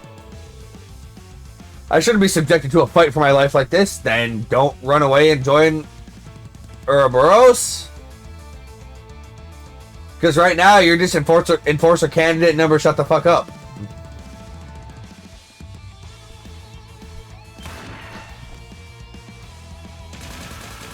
Why? Why is this happening to me? Because you chose poorly. What did I ever do to deserve? Oh god, the list. The list is never ending what you did to deserve. You tried to take over the world. You tried to murder a helpless little girl. You betrayed your family. You betrayed your friends. You tried to kill a bunch of other random people. Listen to me act like I'm still a prince of the Imperial family and not some nobody. People have been sent to Gehenna for far less than the unspeakable crimes I've committed over the last year. And don't even try to say that you were just being manipulated, Cedric. You did it because you wanted to. It was your own will, your own desires that let you go astray. Help start a war, and then finally end up being in the society. I need to grow the hell up and start taking responsibility for my own life. Wow, that is the absolute first... That is the first thing he has said that hasn't fucking drove me to sheer anger. That's right. All I am now is Cedric. An unjustly proud, no-good fool. Hey, he's starting to say some good shit now. I turned my back on my friends, family, and country the moment I chose this path. Hey, he's actually not driving me to justifiable anger anymore. Good job, Cedric. As long as you keep realizing what a piece of shit you were, there's hope for you yet. I mean, you're still part of the society, but, you know, Sharon was part of the society and so was Ren, so there's still hope. That's what they've been trying to get through my thick skull this entire time. So I refuse to die like a worthless dog out here. I won't let that happen. It would be an insult to them after all they've done for me.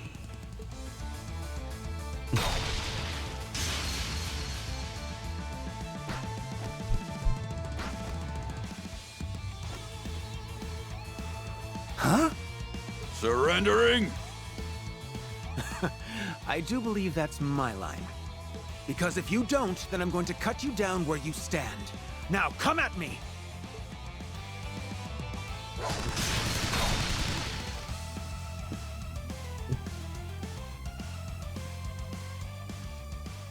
Gilbert Stein. About time. So it's like, here's the thing about me. I don't mind people committing, like, unforgivable acts of malice, evil, crimes, and any of that shit. Just own up to it. Don't say you're doing it for some just and noble cause, because you're not. There's other ways to achieve those goals. So, like, if you want to be a reprehensible asshole, go for it. You can do that, and I'll support you.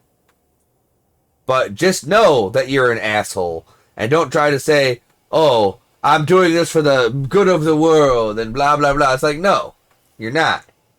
You're just a dick. It's fine to be a dick. You managed to make it here after all. But at least realize you're a dick. To be honest, I didn't think you'd still be in one piece. Oh, God. Why'd they have Gilbert have a voice? Gilbert is the exception to the rule. I just want Gilbert to die no matter what. I fucking hate him. I wouldn't be if I tried to fight them all at once. I'm wise enough to know how to scatter the enemy and slip by them. I fucking hate Gilbert. It's a basic military tactic that I learned at the academy. Now all that's left is defeating you two and I'll have passed. Don't expect me to take it easy on you. Is it me? Or is there something different about you? Shut up, Gilbert. Oh my god, shut up. You finally found the resolve to face your fate head on. Good. Then I will respond in kind. I fucking hate Gilbert so much. I hated him in the Sky games. I will always hate him. He is just... He is an asshole. Who... No, I hate Gilbert more.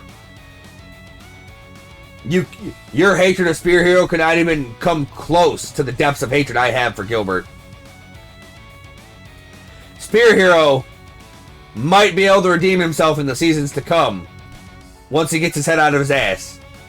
But Gilbert likes the taste of his own anus far too much to ever do that. Gilbert, despite getting his ass kicked at every turn by everybody, still thinks he's the hottest of shit.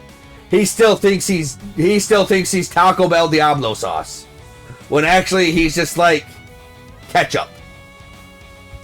You shall be tested by the Blitz as the young Miss Order. Have it your way. Test me as you see fit. I fucking... No! No one has to lick Gilbert's ass. I still don't get the whole flippin' attitude, but fine. You're about to learn that the world is a cold, cruel place. Certainly not by you, Gilbert. You are so many words made I can't say on stream. You are the worst, Gilbert. It's just the worst. I hate you so much. I hate Gilbert so goddamn very much. I, Gilbert Stein, Regimental Commander of the 6th Enhanced Jaeger Brigade, shall be your tutor. We'll see if you can get past us. Just don't get cocky. You're still new around here. Very well. Gilbert, you're still new around here. Shut the fuck up. Very well. I was sloppy. Flames, flicker, and roar! Now, gather Yeah. my blade! That's right. Purgatory Saber! Saber! Nurses! So you know how to scrap after all. But how? Oh my god, even Gilbert sounds like a bitch. Shut up, Gilberto. I'm really capable of! Oh my god, shut up, Gilbert. Here I go!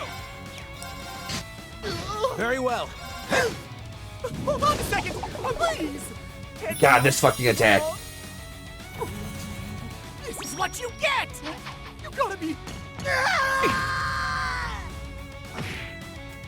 Like, Gilbert is such a loser that even his own attacks damage him because he's so bad. He tried to hit me with the fucking surrender tactics. Like, that's actually a war crime. Feigning surrender to catch your opponent off guard is actually a war crime. So not only does Gilbert commit war crimes, he actually fails at doing so. Because he blows himself up and takes double the damage he's trying to do to me. Here I go! This wasn't supposed to happen. This is just the beginning!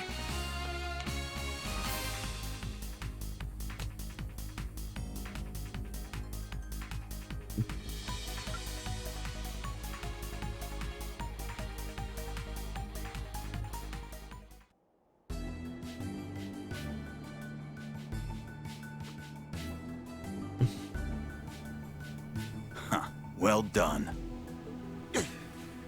Newbie acting like he owns the place. You're just mad that I beat your ass. Since when has the society's hierarchy been based on seniority? But no need to look so glum. I'll be certain to find a suitable use for you as an enforcer. Damn, Cedric. You know what? I'm starting to like you more by the minute. You put Gilbert in his place. You talk down to this bitch. I like it. All right, Cedric. I'm coming around on you. I will not stand for this! Good, Gilbert. I don't want you to stand, for you shall kneel before your master. Commander? The battle is over, sir. I think we should accept... I'm not accepting anything! I will not be walked all over by this twerp! Gilbert, you probably are voiced by like some 9-year-old. Shut up. The only twerp here is you. Cedric at least sounds like his balls have finally dropped. To my side, Geopash!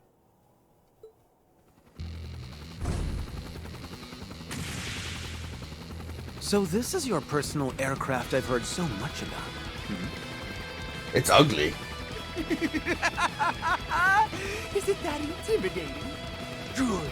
It's going to teach you some respect, newbie. Watch and learn how a real Ouroboros veteran fights. Like a coward? All right, this has gone on long enough. Let him have his fun, Gareth.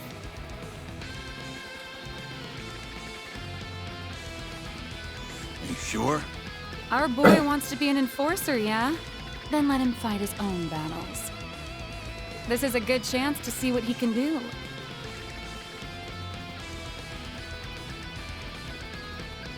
Very well. I'll attend your little class. And once I graduate, I'll show you that I'm done being used. From now on, I'll live life by my terms. Victory is in the bag! Yeah, but unfortunately, I'm the one holding the bag. You're finished! Very well. What the? This jump was just prepared! You think you're being cute? Take that! Woohoo! Get a good look! It's about to get real!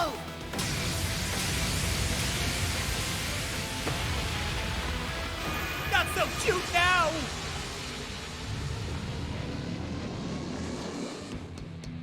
What? Here I go. Like, I love the fact that I'm in very easy mode right now because that entire cutscene only dealt a quarter of my max HP from that whole attack. And that just makes me happy. Here I go. Especially against fucking Gilbert. Very well. Very well. No! This is just the beginning. It's a bad dream! I shall waver. No!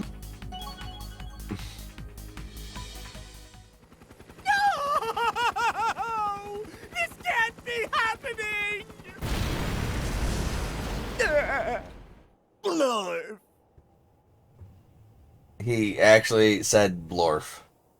That wasn't a sound he made. He actually said that written word. He actually went blorf. Gilbert, you fucking suck. Blurf. Bleh. Blorf. Blurf. Oh, Gilbert, you fucking suck. Commander. Not again.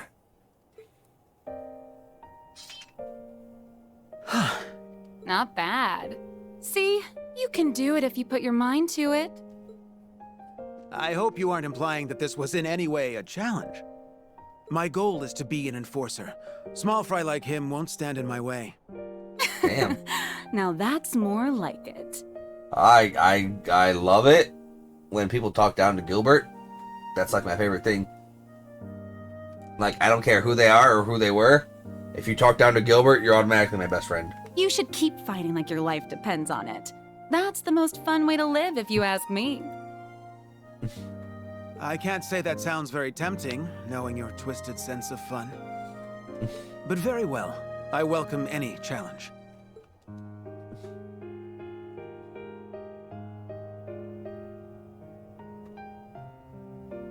The path I've chosen is in no way righteous, but it is the right path for me. I must learn to walk it and continue forward. I've no right to thank any of you, let alone face you and ask for your forgiveness. However, Kurt, Alphen, Olivert, and Reen, I still...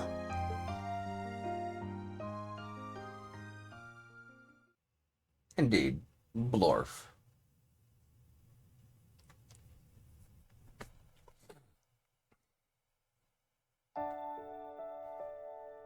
The marriage! The princesses! Kurt's too sexy ass! Reen's way too sexy ass! Ash is uncomfortably sexy ass.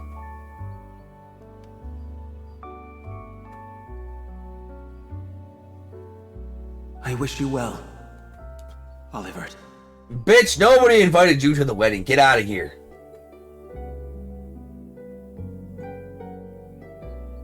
Enforcer number 19.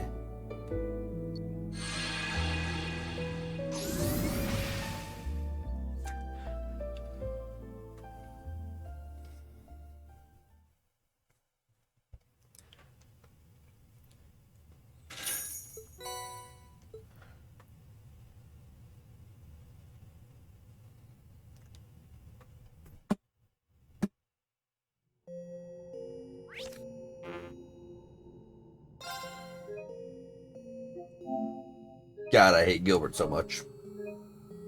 You know what? With all that said and done,